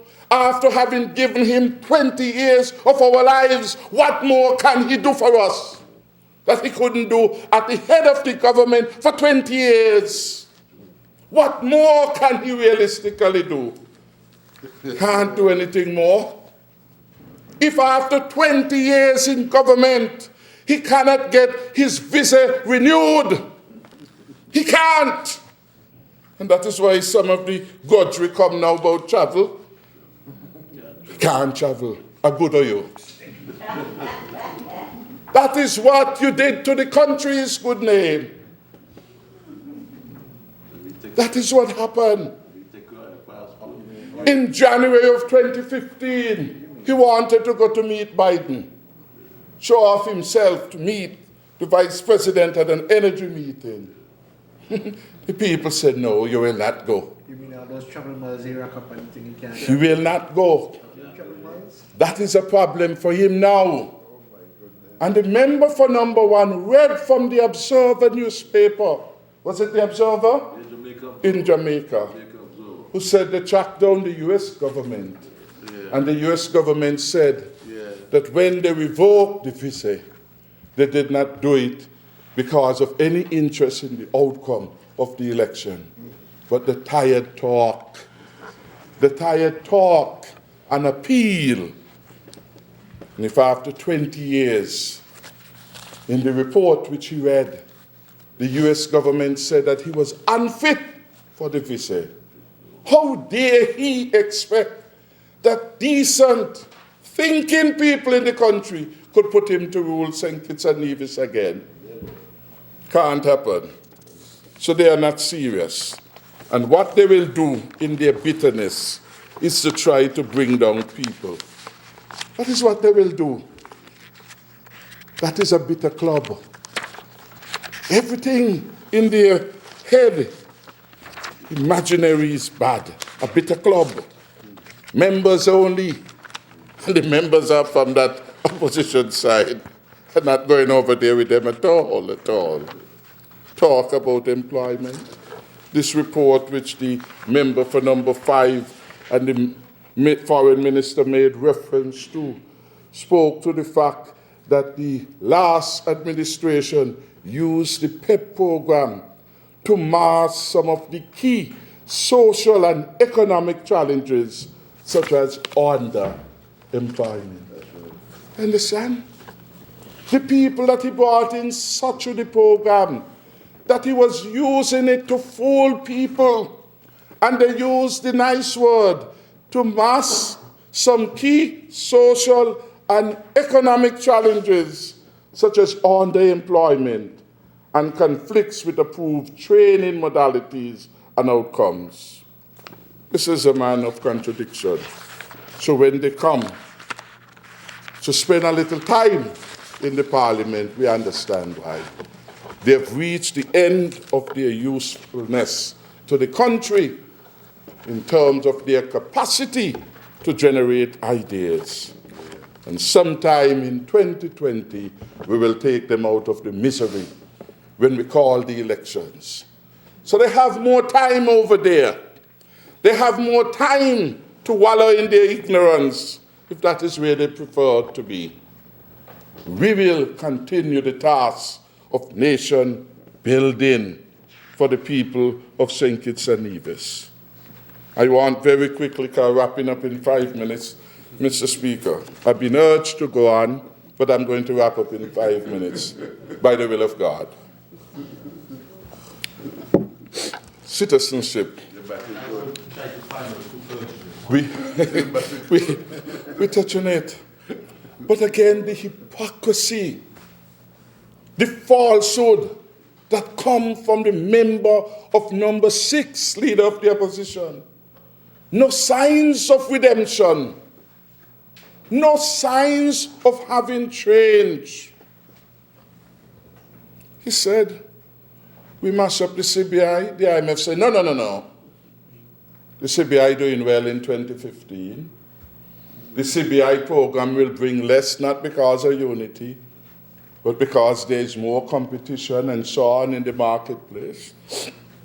Mark read what the US government thought about the program under him.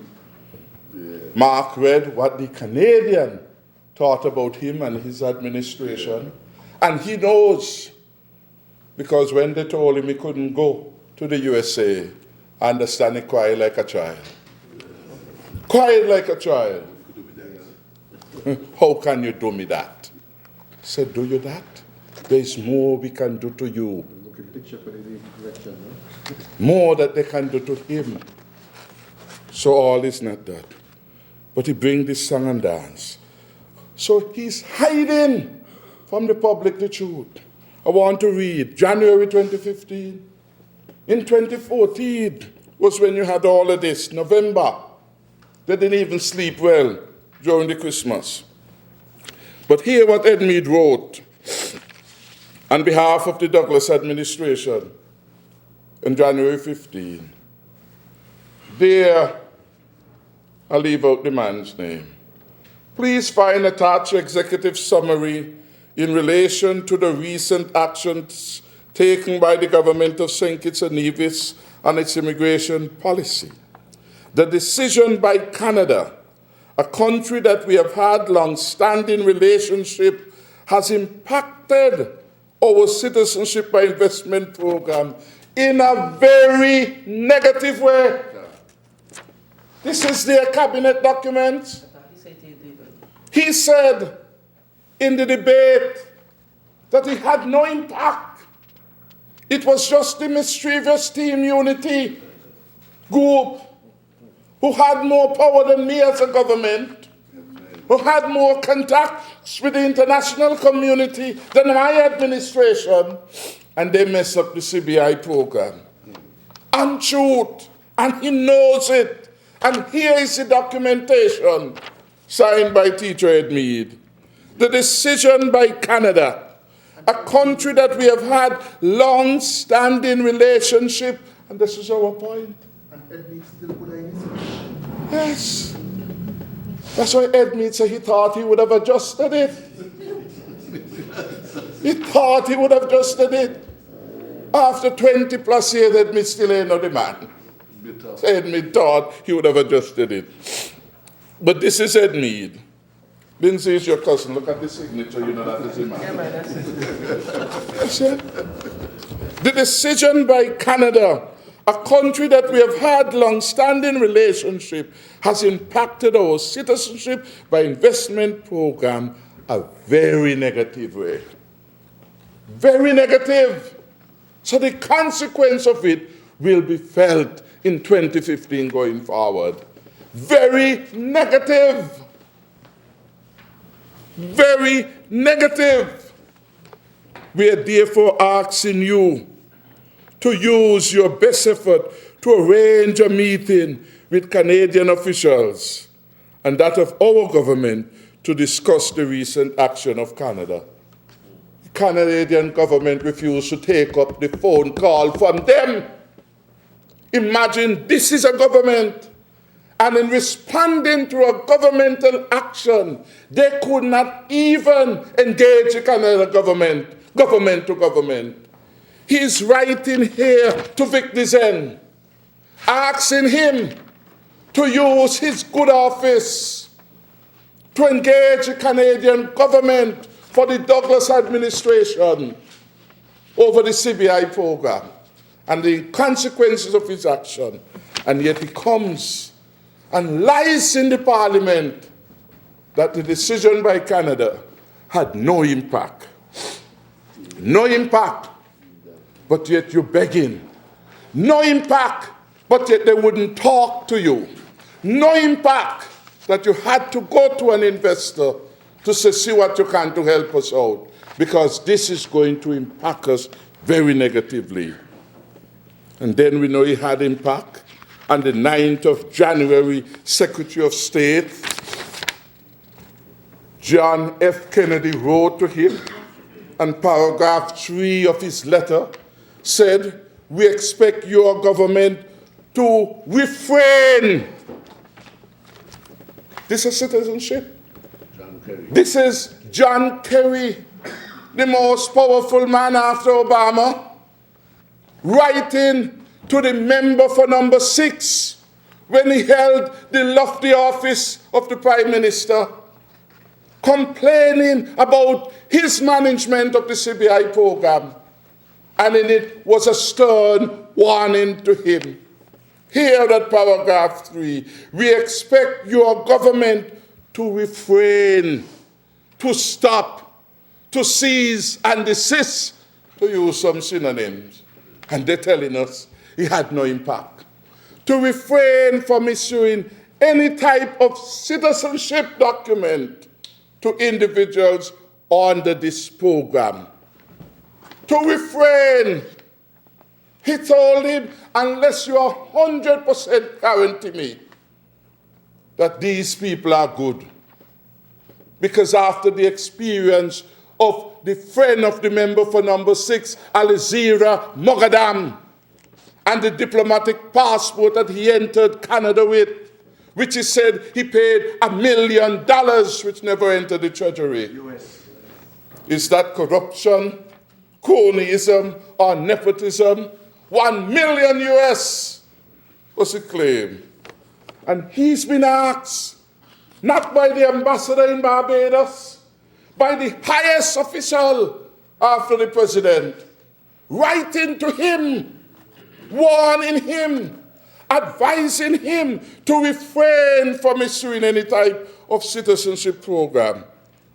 He said, you should carefully consider,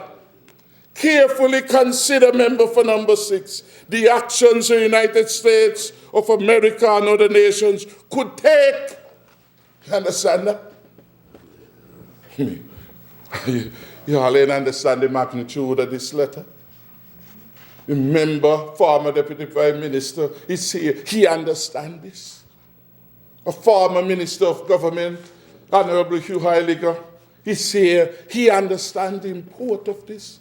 This is a powerful letter coming from a powerful man sending a serious challenge to our government. Carefully consider the actions.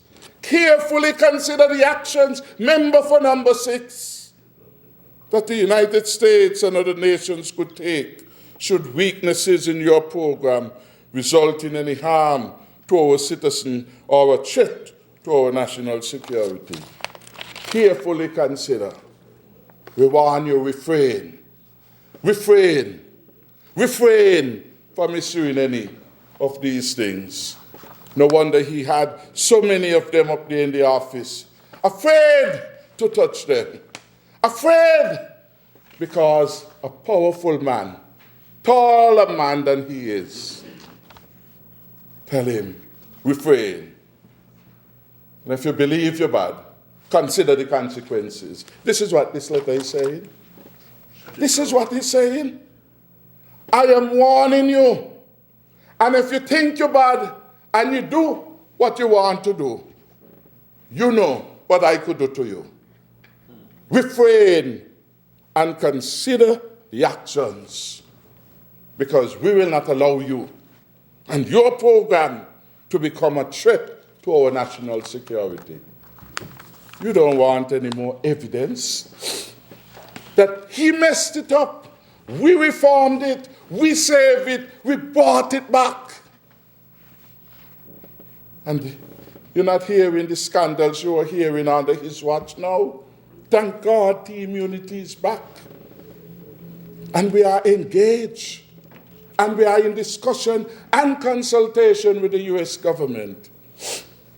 And we have to go to Washington sometime, because up there is where the John Kerrys are. So when some people say that you're traveling, they're not understanding the reality and the dynamics of the damage which the Douglas administration did to the respect that the international community had for St. Kitts and Nevis. And you have to go there now and engage them and talk to them and let them see there is a change in leadership, in approach, in systems and control. That is why we implemented 20 IPSO recommendations. That is why we brought a new management team in the CIU, so they can see meaningful change. And yet, that man who messed up the country, had the brass face yesterday to say, oh, when I left it, nothing was wrong at all. But he begging Victor's end. He can't go back to Canada. Blacklisted. And Kerry warned him. Down here, you see, in the campaign, he could say, God is a labor man. And after God, it's me. It's me. But when Kerry talked to him, he choked. John Kerry showed him man and real man. The real man in the letter said, if you think you're bad, try any stupidness and let anything unfavorable happen to us. This is it. When he came in at 4 o'clock, because he's smarter than everybody, he said, he ain't going to leave certain things behind. God know how to catch thief. Understand? We left some of these things behind. And I have more. And I do more than one copy. So I warn you. Just like how Kerry warned you. I got them in different places. I wouldn't tell you the next place I have them. Understand? So these letters gave the lie to the mischief he put forward. And a third letter too. This file is called Citizenship. That is the exhibit. Citizenship. Citizenship. And in that the full dossier. Or you can't bring all, you can't show your hand. Global political solutions. Nothing wrong. Everything good. But he had Kevin Isaac, our High Commissioner in London, to get him an expensive group, Global Political Solutions, to come and do some work with respect to the citizenship program. But nothing wrong with it. He said a few days ago, the man says, over the course of the past 3 months, he writing to us on the 13th of March. He ain't even on the government change. So he come in hand, which is good. Over the course of the past 3 months, 90 days, Global Political Solution has been engaged to represent the interests and concerns of the government of St. Kitts and Nevis, specifically related to issues surrounding the Citizenship by Investment Program. Nothing wrong with it.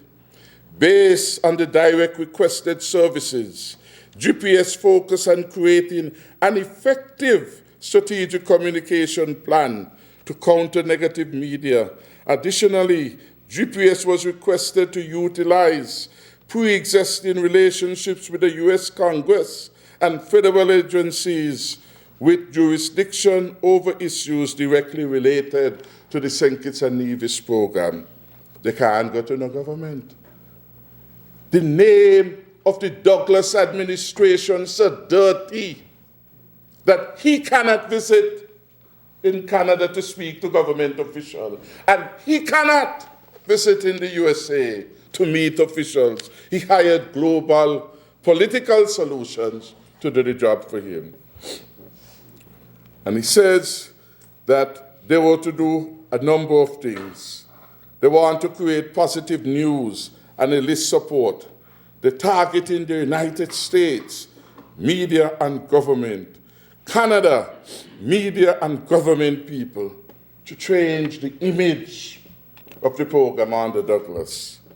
Yet nothing was wrong with the program. And the man told them in this letter, in their efforts to engage the U.S. Congress and federal agencies at the Treasury, we have not received clear feedback from the U.S. Treasury Department. Additional follow-up is necessary. Nobody wants to associate with the Douglas administration. So they paid the man thousands of dollars to try to make contact, and the man will not get the contact.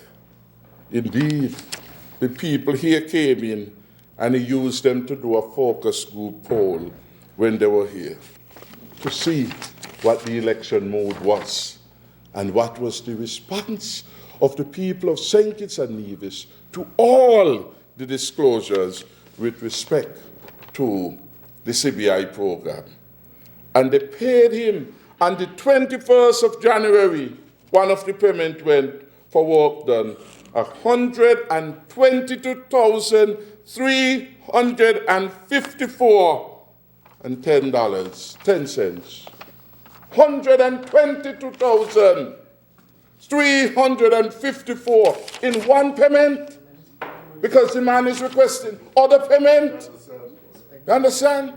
Nothing wrong with the program, but $122,354 to salvage, to go and talk. You understand? He cannot go and talk to the U.S. government. Kerry has warned him. The Canada government doesn't want to see him. He hires a firm. The firm doesn't get to speak with the Treasury people, and he already paid $122,000. And he comes here to say nothing was wrong with the program. But what do you do with a man like that? Managing a country like that? Paying for services then are needed. And begging the investor to go to talk to a government. Government to government. He can't talk to any government. How he wants to come back to lead our country with that kind. And I have other things here. In the interest of time, I close that chapter of citizenship. To go back to say the budget makes a lot of sense. And the budget is a good news story which offers relief to all the citizens of St. Kitts and Nevis. You heard from the respective ministers, from the Bastia High School to $30 million for technical and vocational education and training, to reform of the PEP program, Step Up, skills training and empowerment program to uplift our people to a new beginning of self-reliance, enhancing their skills. And we give our word, as we did in the campaign, We will not just shut down the PEP and put thousands of people out of work. We have a heart. We are caring. But we say that if you're on the PEP program and you're not working and you're not producing, you're not going to get the government's money. It's unfair to the hard-working ladies and gentlemen and the industrial side who get up early, go to work, and they get minimum wage. And some people not working at all. Just to get them to vote in Shadwell, they put them on the payroll. And the country suffers in the long run from that. And so we have brought that to an end. You have heard the senator speak about the opportunities in healthcare delivery. We are grateful, Honorable Senator, for the new health center that we'll have in Tabernacle. Right now, the health center is being had in a daycare center. That is what they did to the people of Tabernacle for years. With all the money he said he had, the health center is operating out of the daycare center in Tabernacle, displacing children in the daycare center. And he comes to give advice about management. He's taking team unity to bring an end to that. We say thank God for team unity and the inspired leadership that is now leading the country. The hospital, phase 3, is to take place. And all of that coming after what we did Monday and Tuesday. A cancer center to care for those who are suffering, to test those who may be vulnerable. That's what we've brought to St. Kitts and Nevis.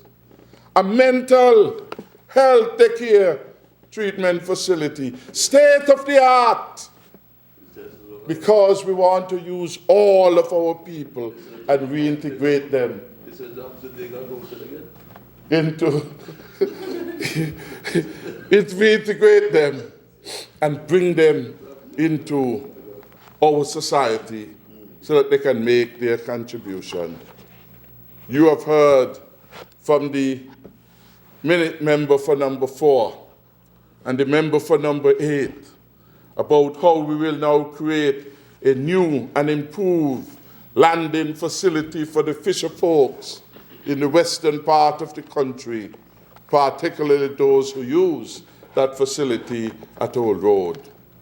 You have heard of our program to deal with the challenges of the road at Old Road and how in 2017 we are bringing solutions. You have heard from the Minister of Education and distinguished member for number 5, over 300 lots of lands. We shouldn't give out so much one time. For some of these people who saying they want the land is really a house they want. You understand? So, but you know what you're doing anyway. I just tell them, hold on a while because I think it really is a house you need. You give them the land, and then you have some challenges with the payment. Jean gonna make sure they pay, and you will make sure they pay anyway, or we deduct out the salary. And so we will work it out.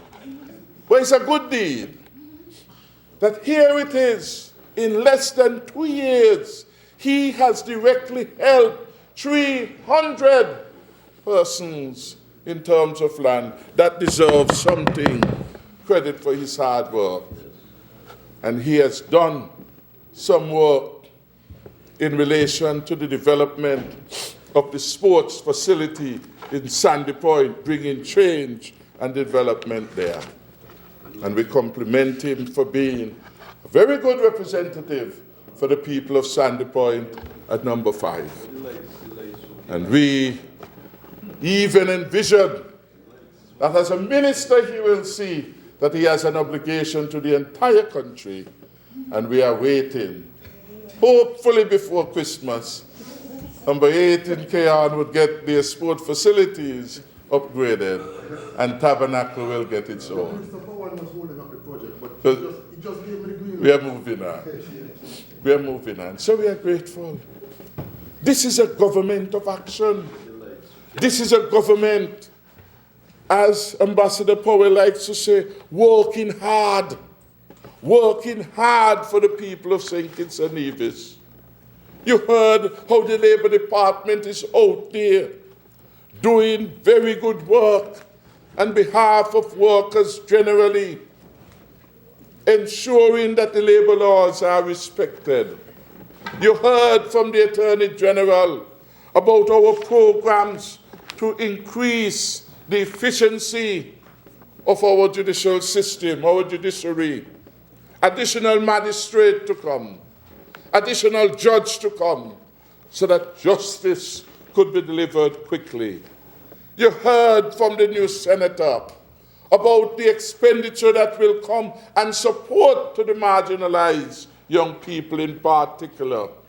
The specialist support to come for those who are impacted by improper use of drugs.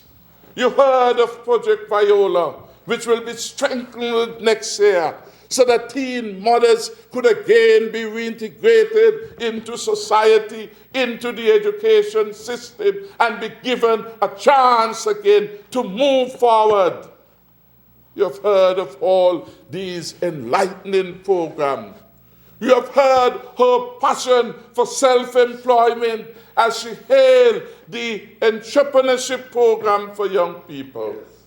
And you know this government is people-centered because people matter most to this government. It was the people who gave us the reason to move together beyond the party politics and to come together as one.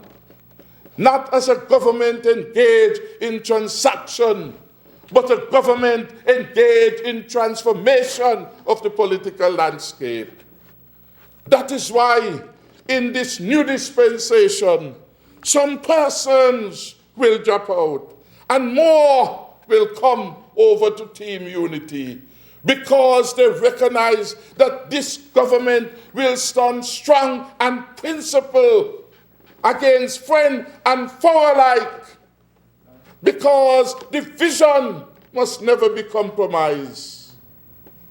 It will not be an exchange.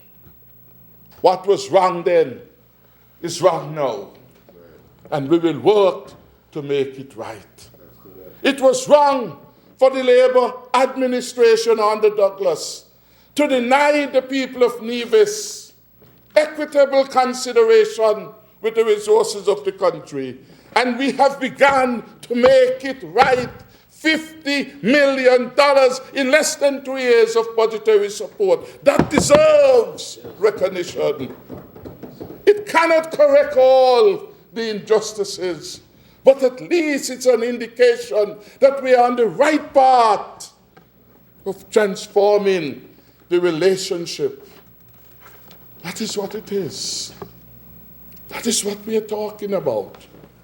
So when one of our supporters comes and say $150,000 for a contract to do a consultancy in health, we will say no, it is not worth it, because $150,000 can do more to help the poor who want to go abroad to Trinidad, to Antigua for health service, and we prefer to use it that way. And if it means that that supporter will go on social media, so let it be. Because we are standing firm and principled. If it means in the award of contract, we go to the transparent way, and some lose out, and some win, and some determine that they will fight the unity government. We say with the people behind us, we will fight back too, with all vigor, because we take a stand and principle, transformation, that transactional government we offer the people. And yes, we know that it will be challenging, because the culture of the last 20 years can't be changed overnight. But we are committed, with God's help, to make it to the promised land. Not the promised land of milk and honey, but the promised land of fair share for all and prosperity for all. And that is a journey. That is a journey on which we must embark. When next year we unveil unity solutions, bigger houses, bigger bathrooms, bigger bedrooms, it says that we are creating a property-owning society. It says that we are concerned about human dignity, and we are concerned about the poor with their larger families. Right. And we want to give them more space and decency. So we said we are looking forward to the future. That is what Team Unity is about. That is what it is about. And in this journey going forward, some may get weary, and we say, take your rest. But we in the leadership will not put our hands to the plow and look back, because it must be forward ever, backward never with the Team Unity government. It has not been perfect, but it hasn't been all bad. And we feel inspired every day when some come back to say, had it not been for Team Unity, my business would not have gotten started. Thank you for the vision of the Fresh Start program. And that is why in 2017, we have secured $35.4 million for small businesses, the largest quantity ever in the history of this country to be made available for small people. We care about our people, not just the hairdresser and the barber, not just the trucker. We care for everyone who wants to move on. We welcome new ideas, different ideas from our people so that we can all move forward. And we promise as a government that we will be fair, and we will be careful, and we will not allow anyone to undermine this government. We and I get inspiration when I hear people like John Down. Yes, for they will hit the thick of it. And when John Down comes to the town hall and he says, Team Unity, you're all doing a good job. I ain't looking for anything for myself. Just continue to help the ordinary people. I feel that this endeavor is worth it because a regular man understands the vision of Team Unity. It is not about him.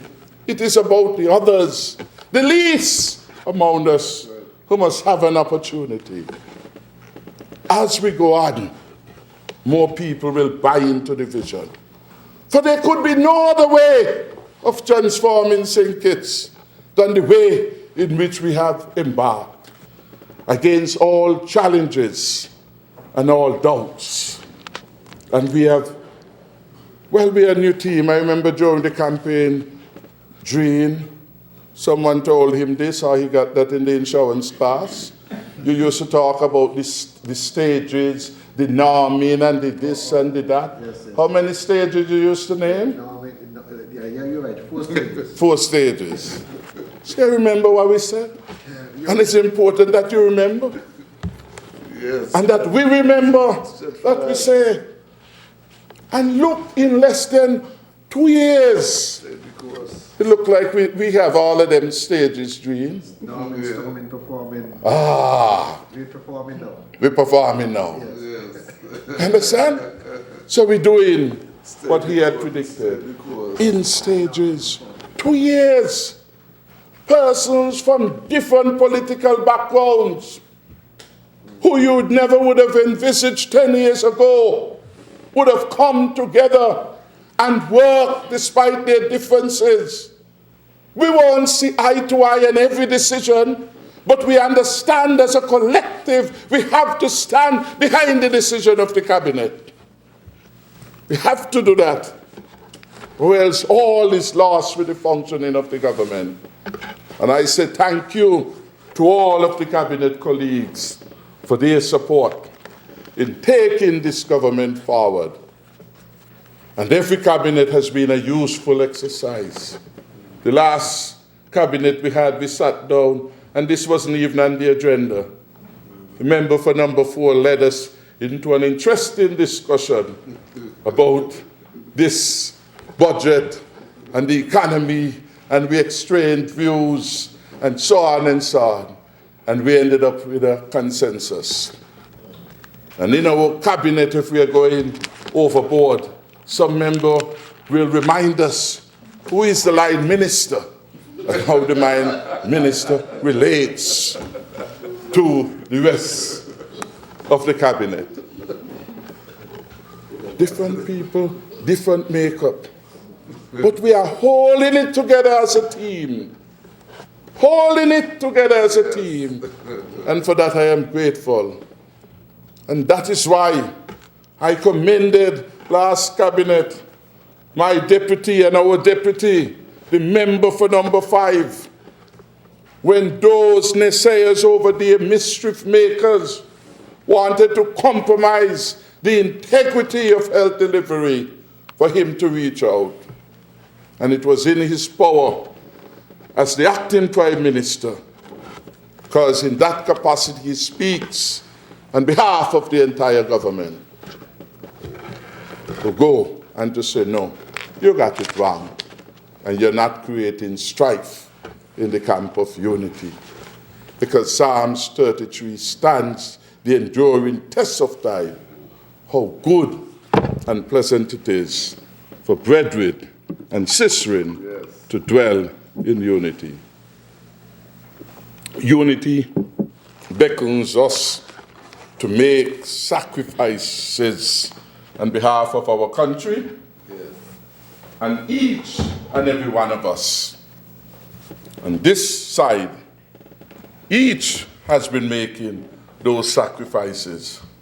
Sacrifices in travel, away from our families, sacrifices in going far afield in distant land, where sometimes you may be the only one of your kind you see. That is reality. Sometimes you're going over areas and you're wondering what is down there, because you hear what is supposed to be down there. So when some persons want to make it believe that as it were, it is a joyride. The strain on your body by the time you reach back from all the traveling. You want to take off from work, but your desks have to be cleared. Sacrifice.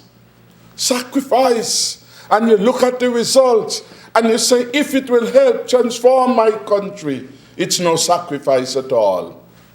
So I say thank you. I say thank you to the member for number 8 for his work with our farmers. I heard him outline some interesting programs to come on board, to help our fishers, to train them, to provide support, to reduce the cost of farm leases. All these are good things. And yet from over there, the hypocrites will say they didn't hear anything good from the 2017 budget. Well, if they can't hear, they can't blame us. Because we're talking to the mic, they should be able to pick up what we are saying. Can't do much about that.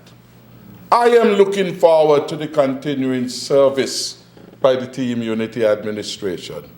And as we go along the decades in service to the people of the country, committing to do our very best, we just want at the appropriate times for people to acknowledge truthfully the transformation that we are bringing to our beautiful country.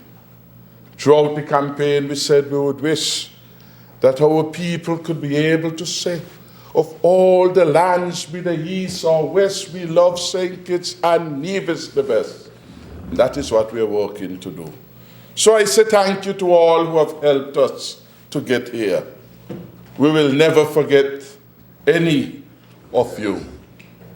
But we have to lead with the vision And we regret that some persons may opt out. We welcome them back to be part of the process of decision making. Yes. I say thank you to our ambassadors who are here in the gallery for their fulsome support throughout the years and by their showing up so regularly to these fora. They indicate their full commitment to the cause. So Ambassadors Powell and Ambassador Michael Powell and Ambassador Sidney Ashburn, from this side we say thank you and we appreciate your work before, during, and now. And which reminds me to remind Ambassador Ashburn that the OECS meeting will happen in January. So we need to sit and put the organizing committee, and we will invite Mr. Heiliger to be part of that planning committee to make sure more is done. And we thank Mr. Heiliger for his support, encouragement, his wisdom, and his experience. And equally, we thank those who are in the gallery for coming and giving their fullest support, my press secretary, the cabinet secretary, whose wisdom and experience we have been able to rely upon. She came to this post not wanting anything or needing anything, having lived a successful life. She has money, people say, but she's cheap with it. But that's okay. That's okay. So she wasn't doing this for fame or money. She was doing it for love of country. And so, CABSEC, we say thank you. We know you're a very generous lady. We know you're very generous. You know, and I want to again say thanks to P.S. D'Souza for being a brave man, a brave and talented civil servant, focused, and who gets the job done. We are happy to have had you, and I thank you not only for your work in PEP, but for all the programs that you have led, the National Heroes Park and all of these things. You have a knack for getting it done. So I say thank you. And do not be bothered by the mountains you hear from those who have a grudge against the country. And to my own PA, Ms. Rollins, I say thank you for going beyond the call of duty, always for loyal support. And of course, my press secretary, Ms. Grant, who came to the office, and really, she has made a wonderful, wonderful, significant difference. So to all of you, I say thanks. Thank you very much to all others who are here, who continue to give fullest support. Of course, I have to honor Joan Mitchum, who is always here. This was a lady who, when they had the call for the march, said to the member for number 6, you think this is All Fool Day? Yes, you put it on. Come march with you. She has always been a frank speaker in our community, and we thank her for being there. She is a person that the member for number 3 was attempting to say was disturbing him. And the closest members to her saw her sitting quietly as she now is. We thank you for being quiet in the gallery, but being proud of your support and solidarity. Yes. And equally, I said thanks to Willie, my good friend and campaign organizer. So thanks to the country, thanks to cabinet colleagues. I'm not on this occasion going to join with my other colleagues in saying Merry Christmas at this time because we are coming back next week. So I suspect they will double up because they're getting a double salary. They have said it this week, they will say it next week in appreciation to the people of the country. So thanks again for enduring with us. We have taken you late in the night, but again, part of the sacrifice in the name of the country and getting the job done. May it please you, Mr. Speaker.